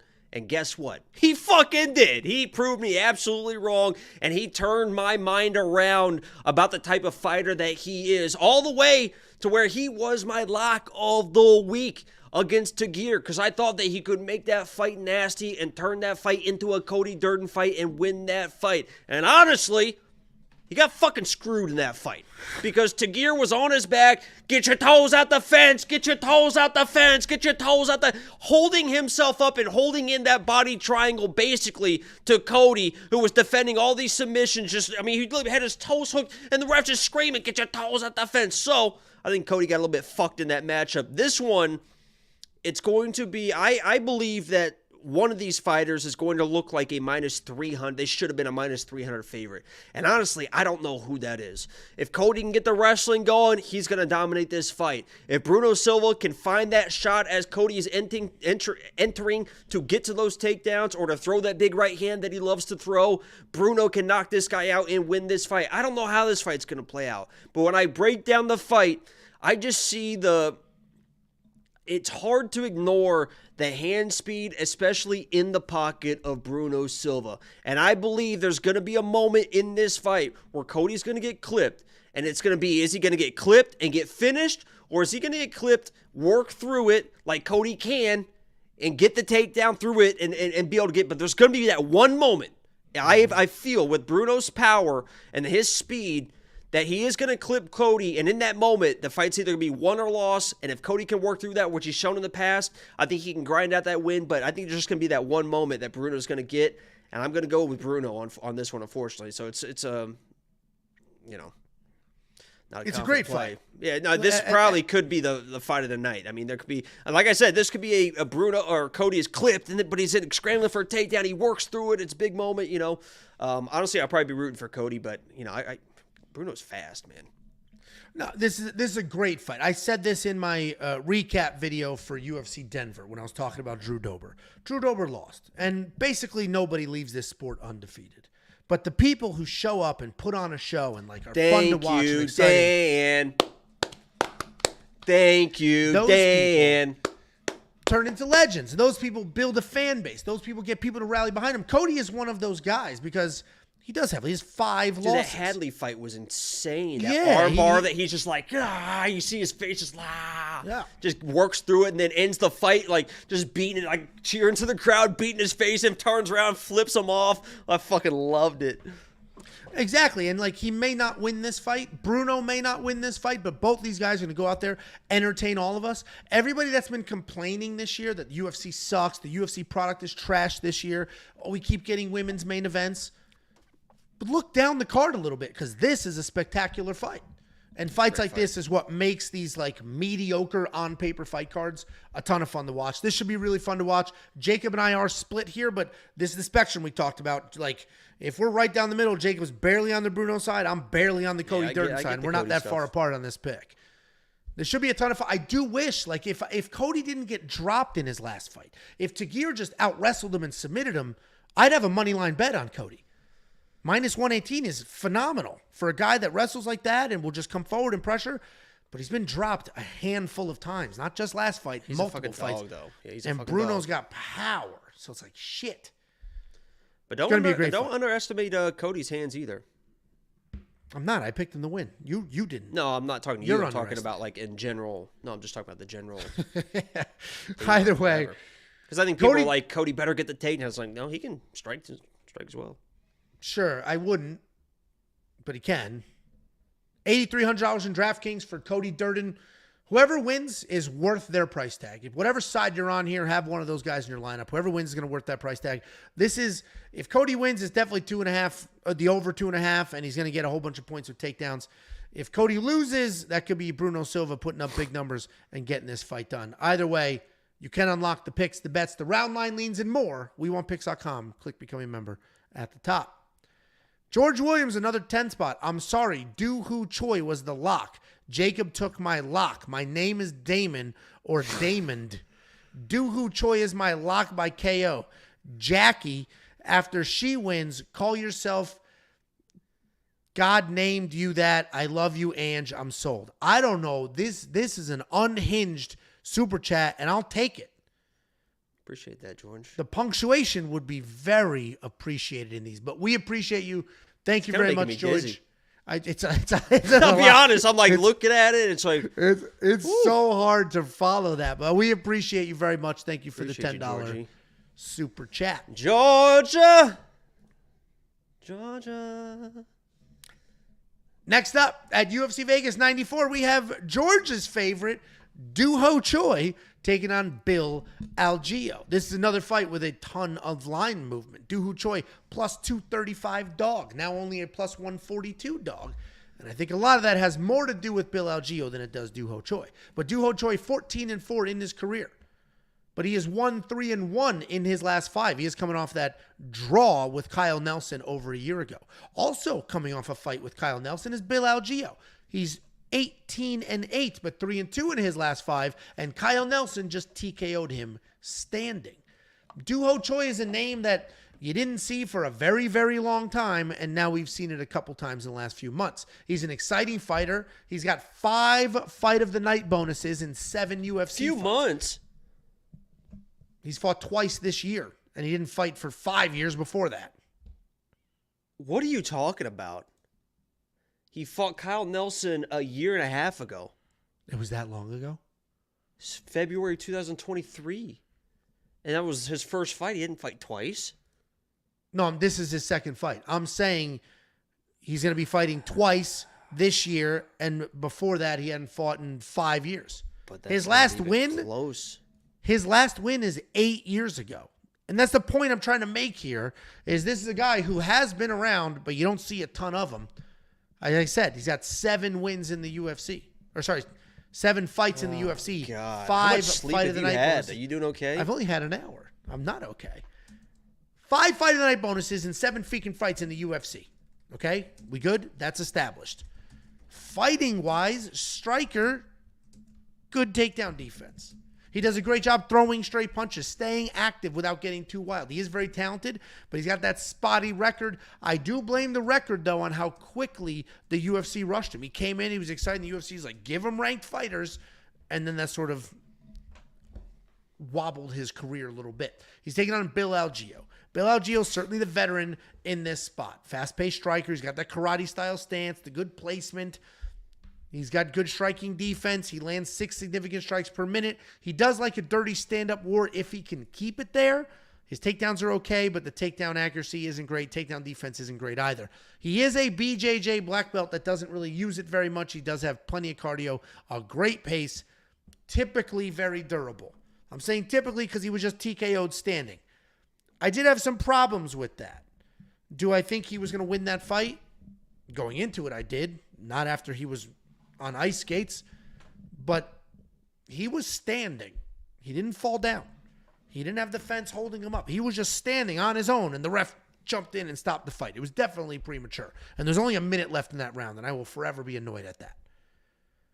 But Bill Algeo is typically a pretty durable guy. And this is a tough fight to pick, just like most fights on this card, because I think Choi is certainly better than his record. And Bill, I don't think he's as 14-4. Yeah, but he's 1-3-1 in his last 5. Well, I mean, he beat the shit out of Kyle Nelson. And then the point was taken away in that 3rd round, which forced a draw. I do think Bill Algeo wins this fight. I think the activity, I think the versatile striking there with the karate bullshit, which I don't typically like, I think that all benefits him, and then certainly the BJJ black belt. But Doo-Ho Choi is very, very good. But he hasn't won an MMA fight in 8 years. He is young. He is exciting. We just mentioned, he was on his way to beating Kyle Nelson, but gave up a point in that 3rd round to force a draw. Bill Algeo's burned us before. Don't bet on him here. That would be crazy. What do you think, Jakey boy? Yeah, I think that's a very important part to bring up because, Doo-Ho Choi, there was a lot of question marks, that long layoff against Kyle Nelson. At that time, we really didn't realize how good Kyle Nelson is. Doo-Ho Choi came in and did a fucking number on Kyle Nelson, was going to win that fight. There was not even a headbutt. Like, we saw Pierre Rodriguez headbutt my lock of the week. Wham! Wham! I mean, that was hard, intense headbutts. That was an easy DQ. Doo-Ho Choi kind of just leaned in a little bit and just hit him a little bit. And Chris Tylone's like, oh, stop, take a point. So Doo-Ho Choi answered a lot of fucking questions about that layoff, came in looking really sharp, had some wrestling on his own right, and now that win, now it's a draw, but that win has aged like fucking fine wine because Kyle Nelson has looked very fantastic, and if you want to play fucking MMA math, Doo-Ho Choi smoked Kyle Nelson, and Kyle Nelson smoked in Bill Algeo. Who knows if that fight would have kept playing out, but I think Duho Choi is the better fighter here. And I think Bill Algeo is the veteran, and he's the tough guy, and he's the slick guy, and he can grind this fight out. But as far as skill for skill, I think Duho Choi is the sharper striker. He's shown off now that he can wrestle and grapple. I do worry about maybe the weird submission game of a guy like Bill Algeo. If there's weird scrambles, I think he's going to be a little bit more comfortable there than Duho Choi. But, I think Duho Choi is the better fighter. He's going to be my pick. And I might end up betting him. I'm keeping an eye on the odds, but I just think he's the better fighter. Yeah, I mean, I agree. I think I do think Duho Choi is probably certainly the more talented fighter, but without winning a fight in 8 years. He just beat Kyle Nelson, dude. Come on. You just said it was a year and a half ago, and it was a draw. It was his last fight.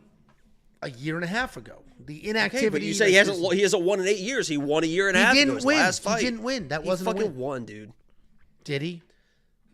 I mean, you want to play semantics and be weird, but he fucking won the fight. I literally am. I think Algeo wins here, but I can't trust that guy with my money. And Duho Choi, I agree. I think he's the more talented fighter. He's certainly still young. The inactivity is crazy. I just don't know what this guy's going to look like after these giant, long, extended layoffs. I wouldn't mind a Duho Choi win here. I'm not going to have a bet on Bill Algeo. I'll be honest. If I didn't have Dione lock of the week, it might be Duho Choi. Hey, listen, I'll be rooting for him. I got no money on Algeo. Picks and bets are not the same thing. I'll be happy for an exciting Duho Choi win, and then hopefully he stays active so we can get a little more out of him. Either way, $7,300 in DraftKings Fantasy for Duho Choi. $8,900 in DraftKings Fantasy for Bill Algeo. Bill is not going to cover that salary. Do not spend the $8,900. If you're on the Choi side and you think he can be exciting, and you think that maybe Kyle Nelson got to Bill's chin a little bit. Bill's getting a little older. Maybe that chin won't be as stable as it once was. Well, then Duho Choi should be your pick, and $7,300 is going to be looking mighty fine. WeWantPicks.com. Click Become a Member at the top. You can unlock the picks, the bets, the round line leans, the DraftKings Optimizer, the Prop Hunter, and a million other things right now. Entire month, WeWantPicks.com. Mighty good man. What a man, what a man, what a man, what a good man. Next up. At UFC Vegas 94, we have Kurt Holobaugh taking on Kanyan Kruszuski. Kurt Holobaugh 20. That'd be a lot easier. Kurt Holobaugh 20-8 in his career, 3-2 in his last 5. He is coming off that decision loss to Trey Ogden. He's taking on Kanyan Kruszuski, 15-2 in his career, 4-1 in the last 5, coming off the short notice loss to Elves Brenner.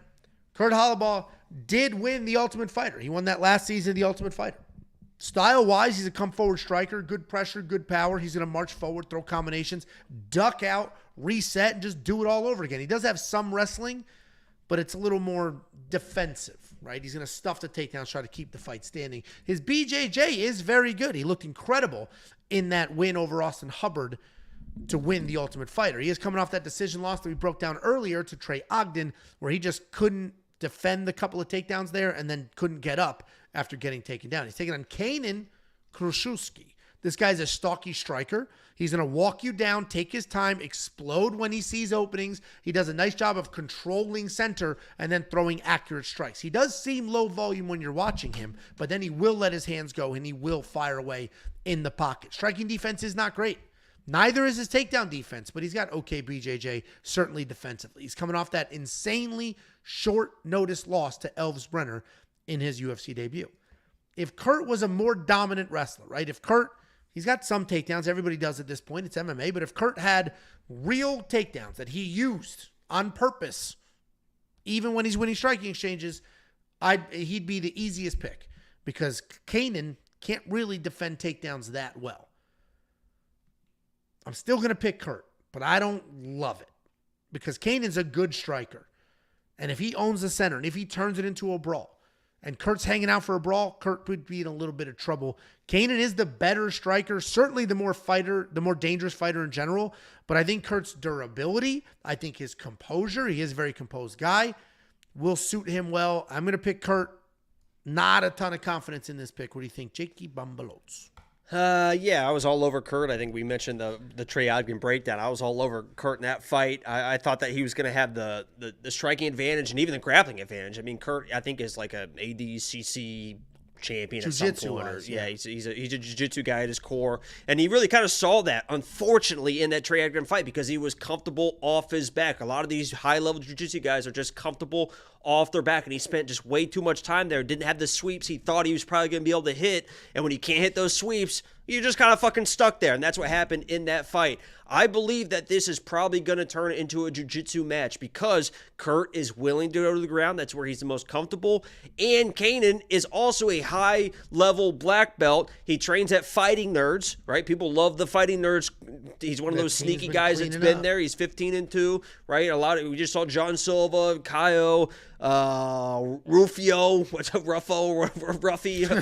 I always call Rufio, but fucking Ruffy and Bruno Brazil, who's fighting next week. But Kanan is part of that team. And coming off a bad knockout, which that was a bad knockout versus Elvis Brenner. It was a little bit, kind of a back-of-the-head shot. It was a weird, but he flat on his face. I believe he's going to be much more comfortable on the ground, especially with the pressure that Kurt will bring, because Kurt will get in your face and pump those jabs out, but I think that pressure, Kanan's going to be able to get to a takedown, and it's going to be whoever ends up on top. Each round, I think whoever ends up on top is probably going to stay in that position. I think there's going to be a lot of grappling, and I believe that Kanan is going to be the guy that's going to end up on top. Kurt has shown that he's comfortable trying to play that guard game, and I think Kanan's going to be at the top control. So, obviously, on the feet, Kanan's probably the better striker. I guess he's a 9th degree black belt in Muay Thai, and I guess they don't even give out belts in most Muay Thai. That's like a modern thing to like give out belts for Muay Thai to like kind of like modernize with all the other mixed martial arts or whatever, but I don't see that in his striking. Because you got crucified in the comments. There's no belts in Muay Thai. Did I really? People did not. Oh yeah, a lot of people commented. Oh, really? Well, even the Discord I was talking about, so I was like, I looked up because that wasn't me. I didn't say that. Dominic Cruz said that on the broadcast.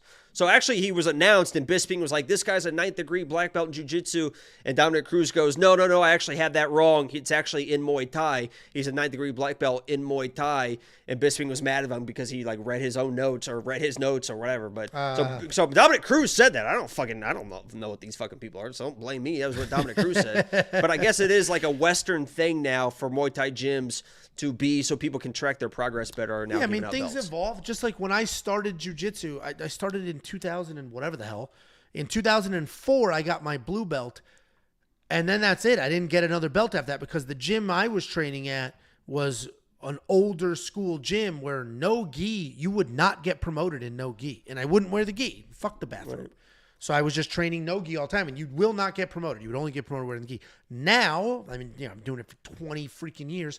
Now it's a very different world where you don't ever have to put the gi on to get promoted. So Muay Thai could be following that same path where they're handing out belts and sort of evolving and doing all that. Which makes sense because it gives you something to work my point is he's supposed to be a high-level striker, and yes. He's probably going to be maybe a little bit better than Kurt, but he doesn't look like a fucking 9th degree Muay Thai fucking... when I'm thinking of that, I'm thinking of like a Charles Oliveira. How technical he is with everything. Yeah. And but Fighting Nerds, I think they get it done. Yeah, the Fighting Nerds thing, if you guys believe in the ebbs and flows of some of these camps, and that is something. And we have seen the evolution of different camps, right? The rise and fall of the Jackson Wink camp. American Top Team is one of the only ones that's actually been stable. There was a giant chunk of time where they couldn't produce a world champion for anything. Like they just couldn't get a world champion, and then they got over that hump. And the rise and fall of some of these gyms is crazy. Lobo was hot last year. Factory X started this year on Factory fire. X is doing great now. That up in Denver, the little bit of a rise and fall, they broke up a little bit. Then now, as in the last couple of months, not last week. And then we had the JUCO gym there. I forget what they called that. The rise and falls of gym. Fight Ready, I think, has still never won in the UFC. Fucking Henry Cejudo. Really? Tracy was at Fight Ready. I don't know. I don't think they've ever won. I think they're 0-50. No, I don't know.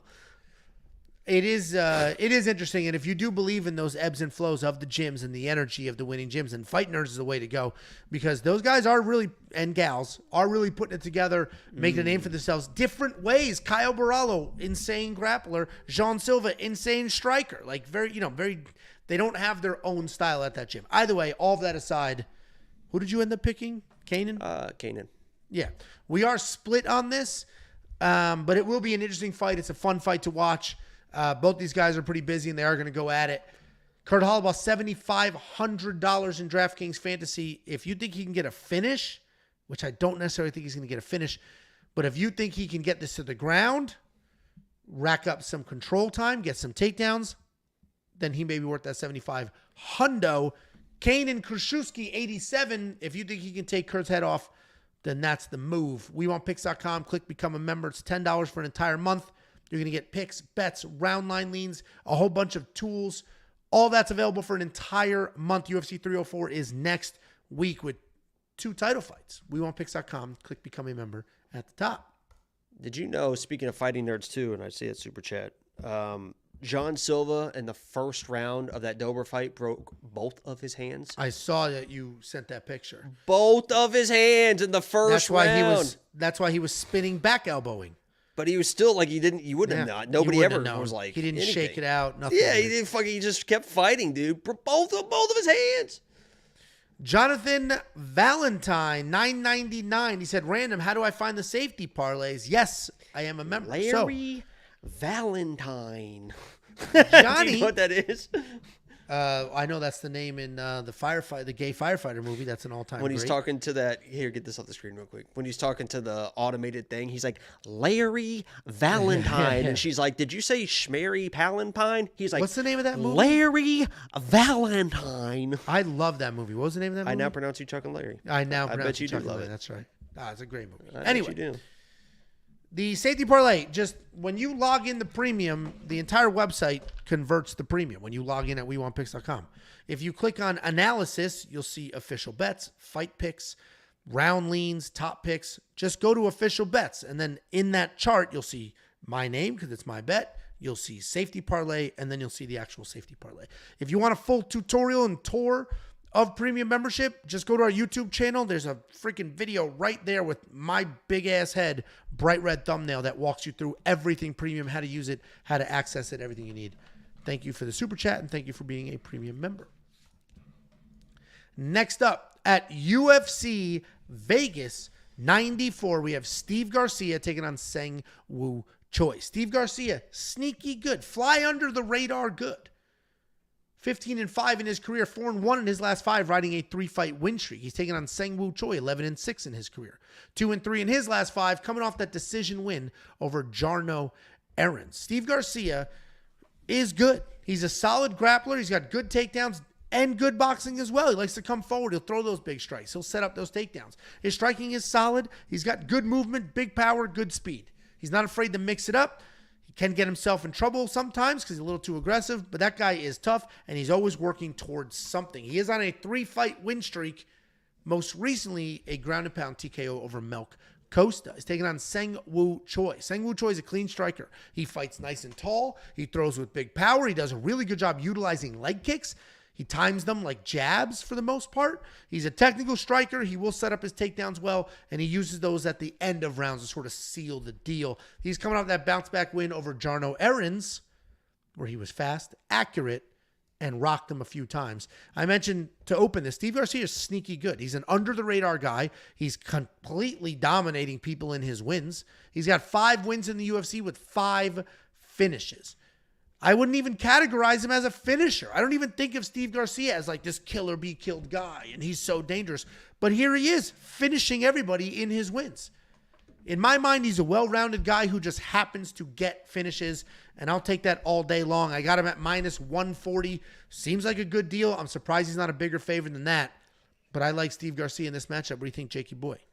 Yeah, obviously both these guys have been knocked out, and both these guys have shown that they can honestly eat a shot as well. I mean, Sang-Woo Choi came off that Trezano knockout against Jarno and basically got slept again, but was able to survive. Thankfully for him, Jarno, honestly, for no reason, started wrestling after he dropped him.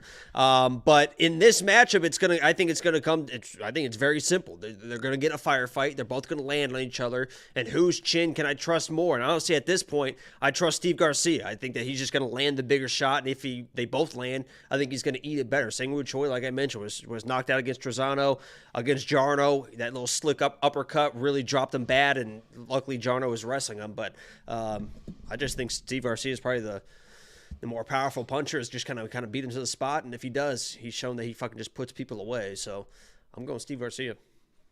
Yeah, and these are both big guys for this weight class, so it will be interesting to see how that factors in because they're not used to fighting other people their size at this weight class. But yeah, we're both on the Steve Garcia side. Why do you think he's affordable at minus 145 and not a bigger favorite?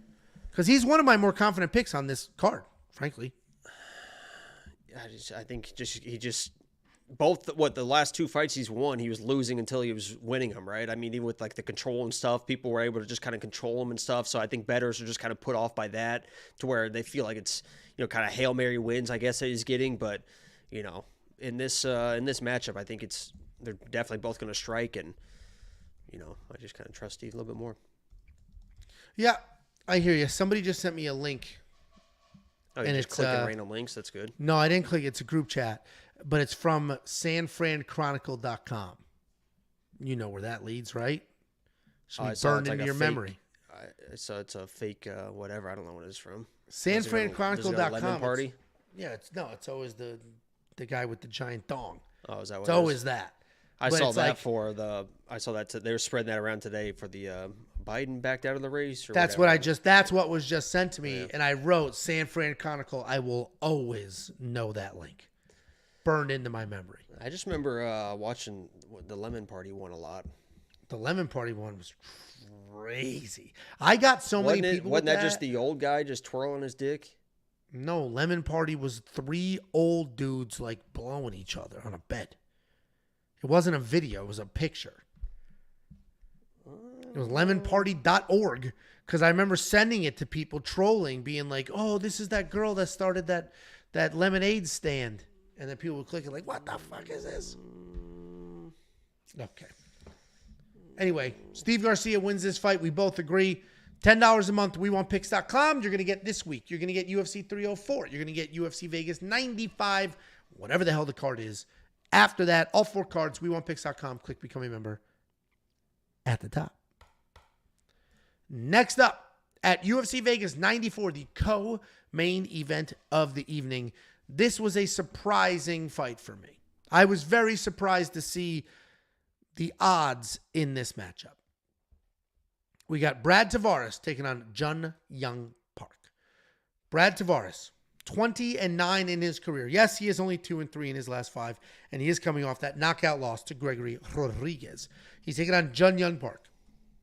17-6 in his career, 4-1 in his last 5, coming off that decision loss to Andre Muniz. Brad Tavares, tried and true entity at 185 pounds. He's 15-9 in the UFC. This guy's been around forever. He has fought every current, former, and future champion that you could imagine.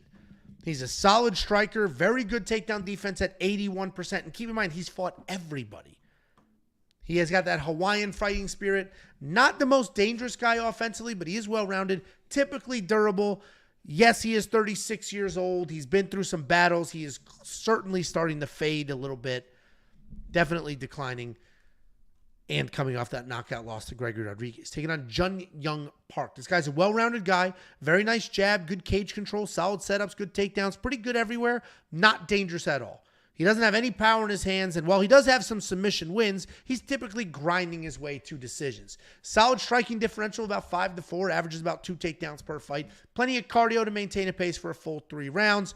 He's coming off that ridiculously sloppy fight on Andre Muniz, where he was taken down an insane 11 times. He's supposed to be the good wrestler, 11 times. Bruno Silva, the big one, not the one we broke down earlier, and Gregory Rodriguez have both knocked out Brad Tavares in the last year.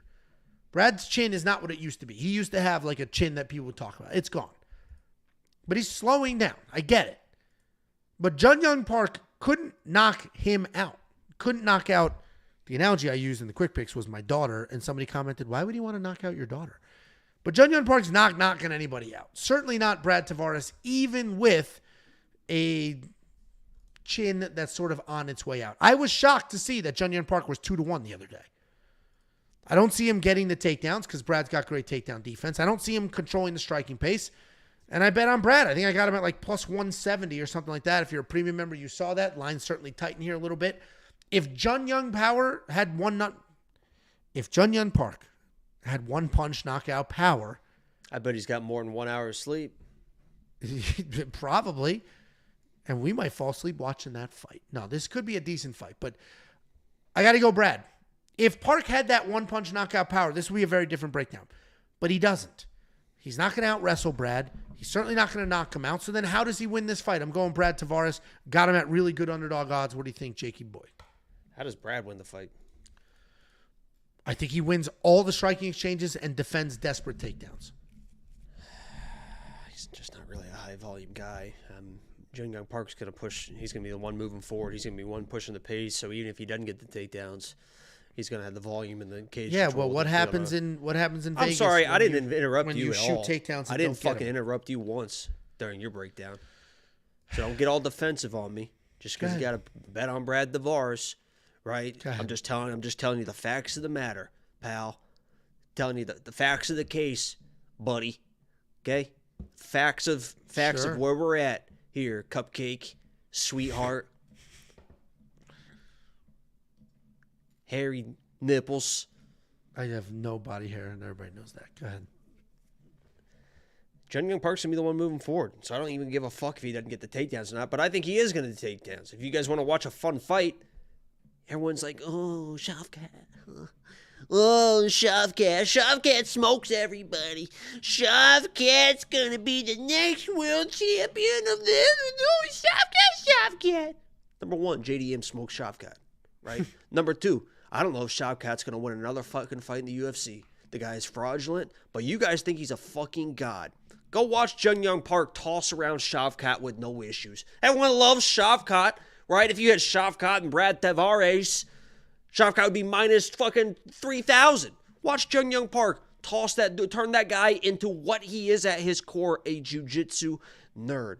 I think that Jeong Park is going to get the takedowns versus Brad Tavares. What I love about Jeong Park is that he can shoot takedowns, but he doesn't need to get the takedowns to get the back control and the control that way. He can kind of be the Aljo, where he has one hook in against the fence, and you kind of give up your back. He's kind of climbing your back. He is very slick in that right, especially for his size. The guy's a fucking turtle. I think he can win on the feet, but I think he's going to get the takedowns and the control. So I like Iron Turtle here, and he smokes Shavkat, and just like anybody else that's going to fight Shavkat is going to fucking smoke that bum, that fraud. Well, he's not fighting Shavkat. He's fighting Brad Tavares, and he's going to have to get through him first. Lucky Shavkat. And his 81% takedown defense. We are split on this fight. Very widely split. This might be the most wide that we are on this card. $7,200 for Braddy T in the DraftKings Fantasy, and I might spend that money. He doesn't score insanely high, but at $7,200, he's a big underdog in DraftKings Fantasy, and I think that will make some sense for me. You going to spend the $9,000, or you think he finishes Brad, or just takes him down and ragdolls? I think he can. But do you think he does? Well, I don't have a fucking, as good as my bets are week in and week out, WeWonPicks.com, $10 a month.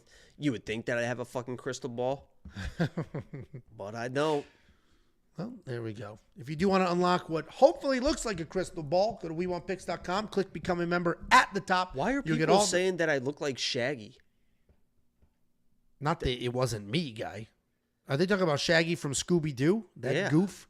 He has long hair and... Well, he's red. He's orange. This is the internet for you. Oh, no, wait. I put him in back. Angelo's a prick. Get him, Jacob. Angelo sucks. Angry Angelo. Meanwhile, I'm over here smiling, having a good time, and only one of us is angry, and it's you, Rope Lord. Whatever the hell a Rope Lord is. Ooh, like a tampon? Did you know until here's a little peek behind the curtain here. Here's a little fun story for everyone. Until I was, and I'm going to be honest here, and don't judge me for it. It had to have been, it had to have been 6th grade, maybe even into 7th grade. If you were to ask me the question, what do girls use tampons for? I thought that they were to collect sweat between cleavage. I thought somehow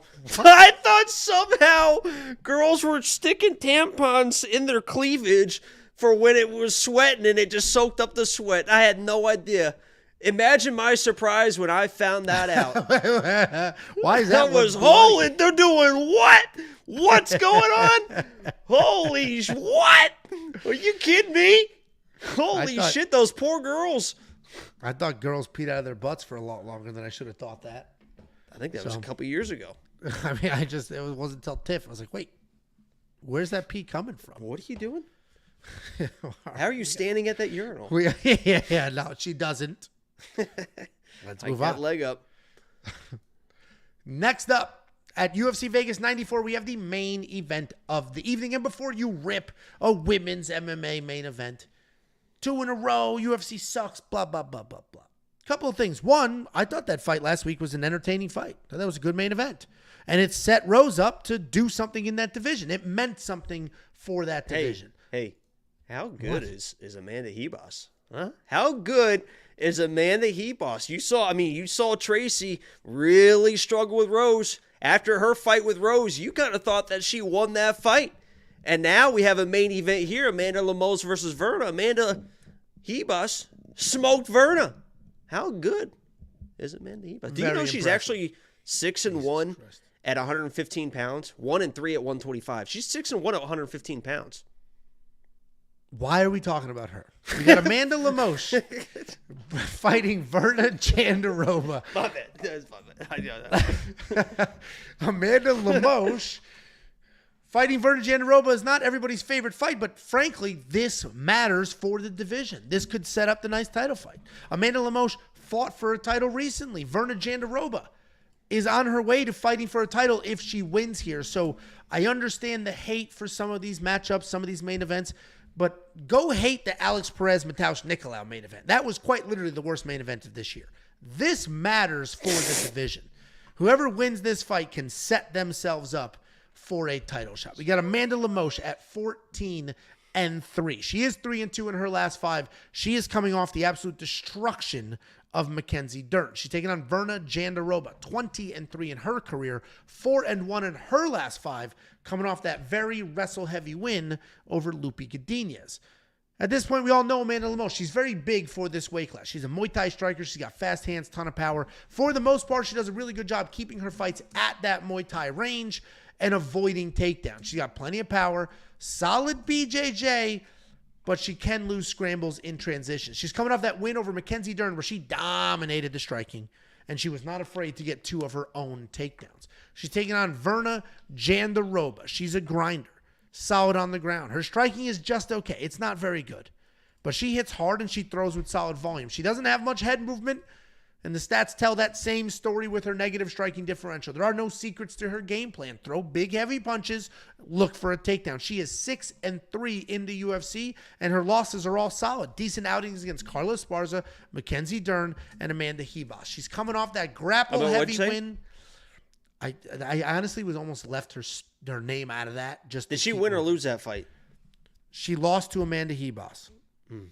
I don't know how that matters here. She's coming off the grapple-heavy win over Lupi Godinez, where the wrestling pressure was just absolutely incredible. Amanda Lemos, if I'm just looking at this from the outside, Amanda Lemos, without question, is the better, more well-rounded fighter overall. But I don't think it matters.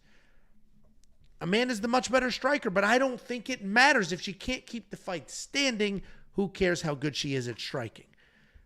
I do think this is a great matchup. We're going to learn a lot about both of them. I think Verna is on her streak here. I think Verna, the way she was taking down Lupi, who was also pretty big and pretty strong for this weight class, was very impressive. Amanda Lemos is huge. And you might look at that last fight and be like, wow, she defended all Mackenzie Durden's takedowns suck. Defending those don't matter. What do you think? I think Verna can win this fight. I think she comes forward. I think she stays in Amanda's face. I think she can wear on her. I think she can get the takedowns. Certainly a very stiff test for Verna. Her first 5-round fight. Biggest fight of her career. Lots going on here. Amanda's done 5 rounds before, been in the spotlight. Verna's going to be the pick, but this might be a not Brad Tavares.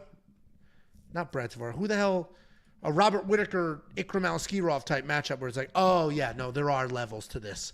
Despite that win streak, there's levels here. But I am going to go Verna, and we'll find out how good she is. What do you think, Jakey boy? Yeah, this is this one's tough, Angelo. Damn it, man. How is it?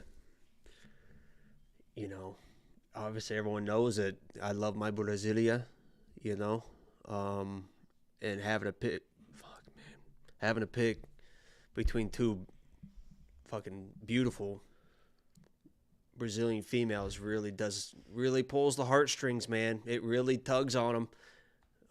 But we're going to try to do our best here because I know both these fighters well. I know Verna very, very well. Obviously watched Amanda Hebos put the beat down on her. And then in that Lucie fight, I was very high on Lucie. And I'll say to this day, there is not a fucking world where Lucie Godinez should have lost to Verna. Because all you have to do against Verna is survive the fucking first round. Because you're going to get taken down. You're going to get taken down. She's going to walk through whatever you give her. You're going to get taken down the first round. She took down Amanda Hebos in the first round. She gets a takedown. She took down Lucie in the first round. But if you survive the first round, that's all it takes. Now her takedowns turn into grabbing singles and trying to lay back and pull guard, and that's how she tries to get you to the ground. It only takes 5 fucking minutes, and she gets sloppy with her takedowns.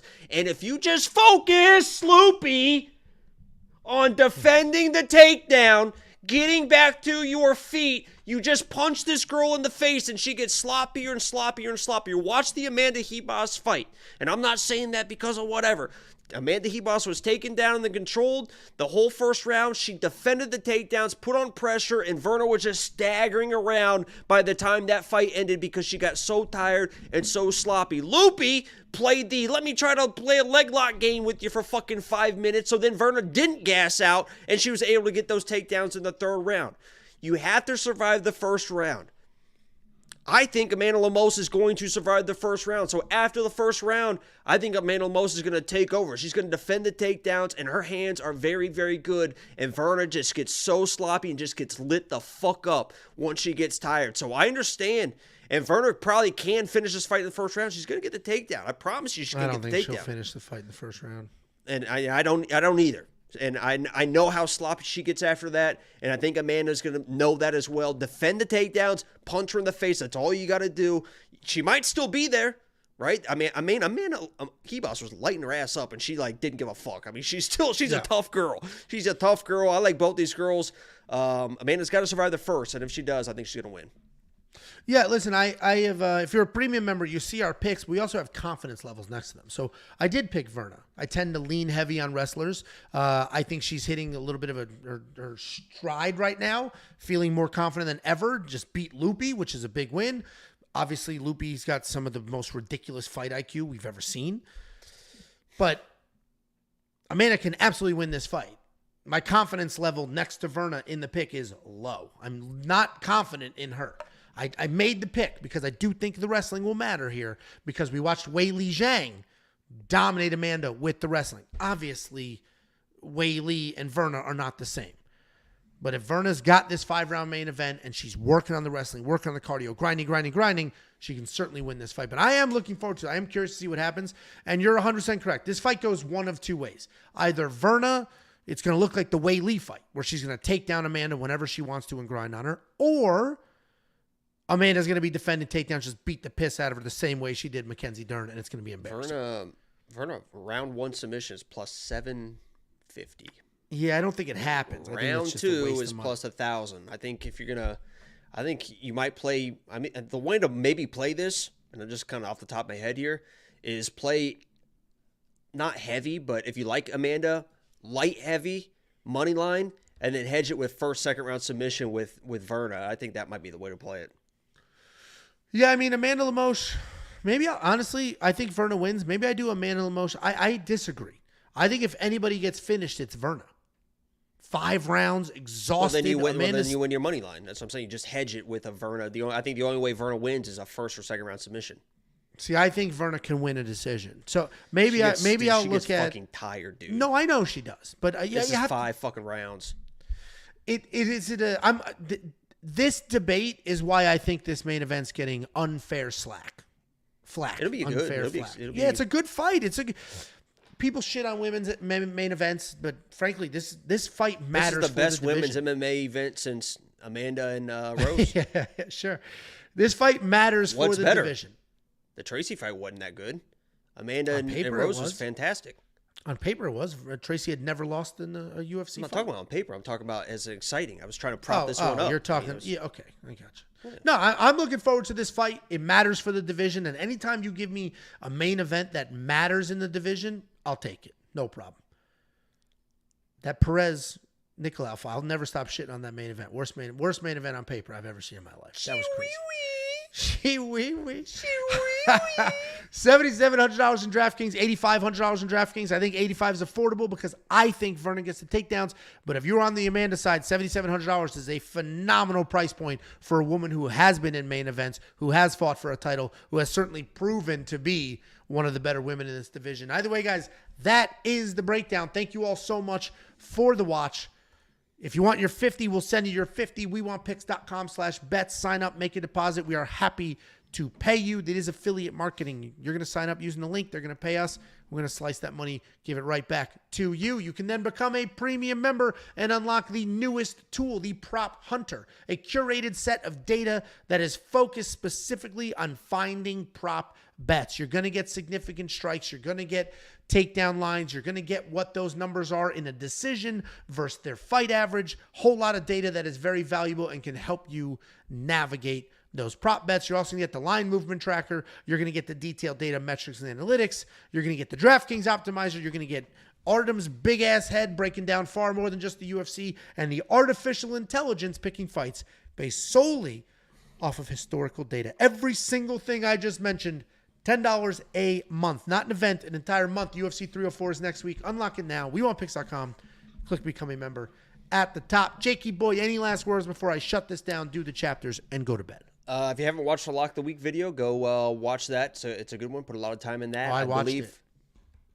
I believe that we are going to be streaming Saturday, so I believe the streams are going to be back. So look forward to those. That'll be a lot of fun because I don't have a lot of action on this, so I can play a lot of action with you guys. It'll be a lot of fun.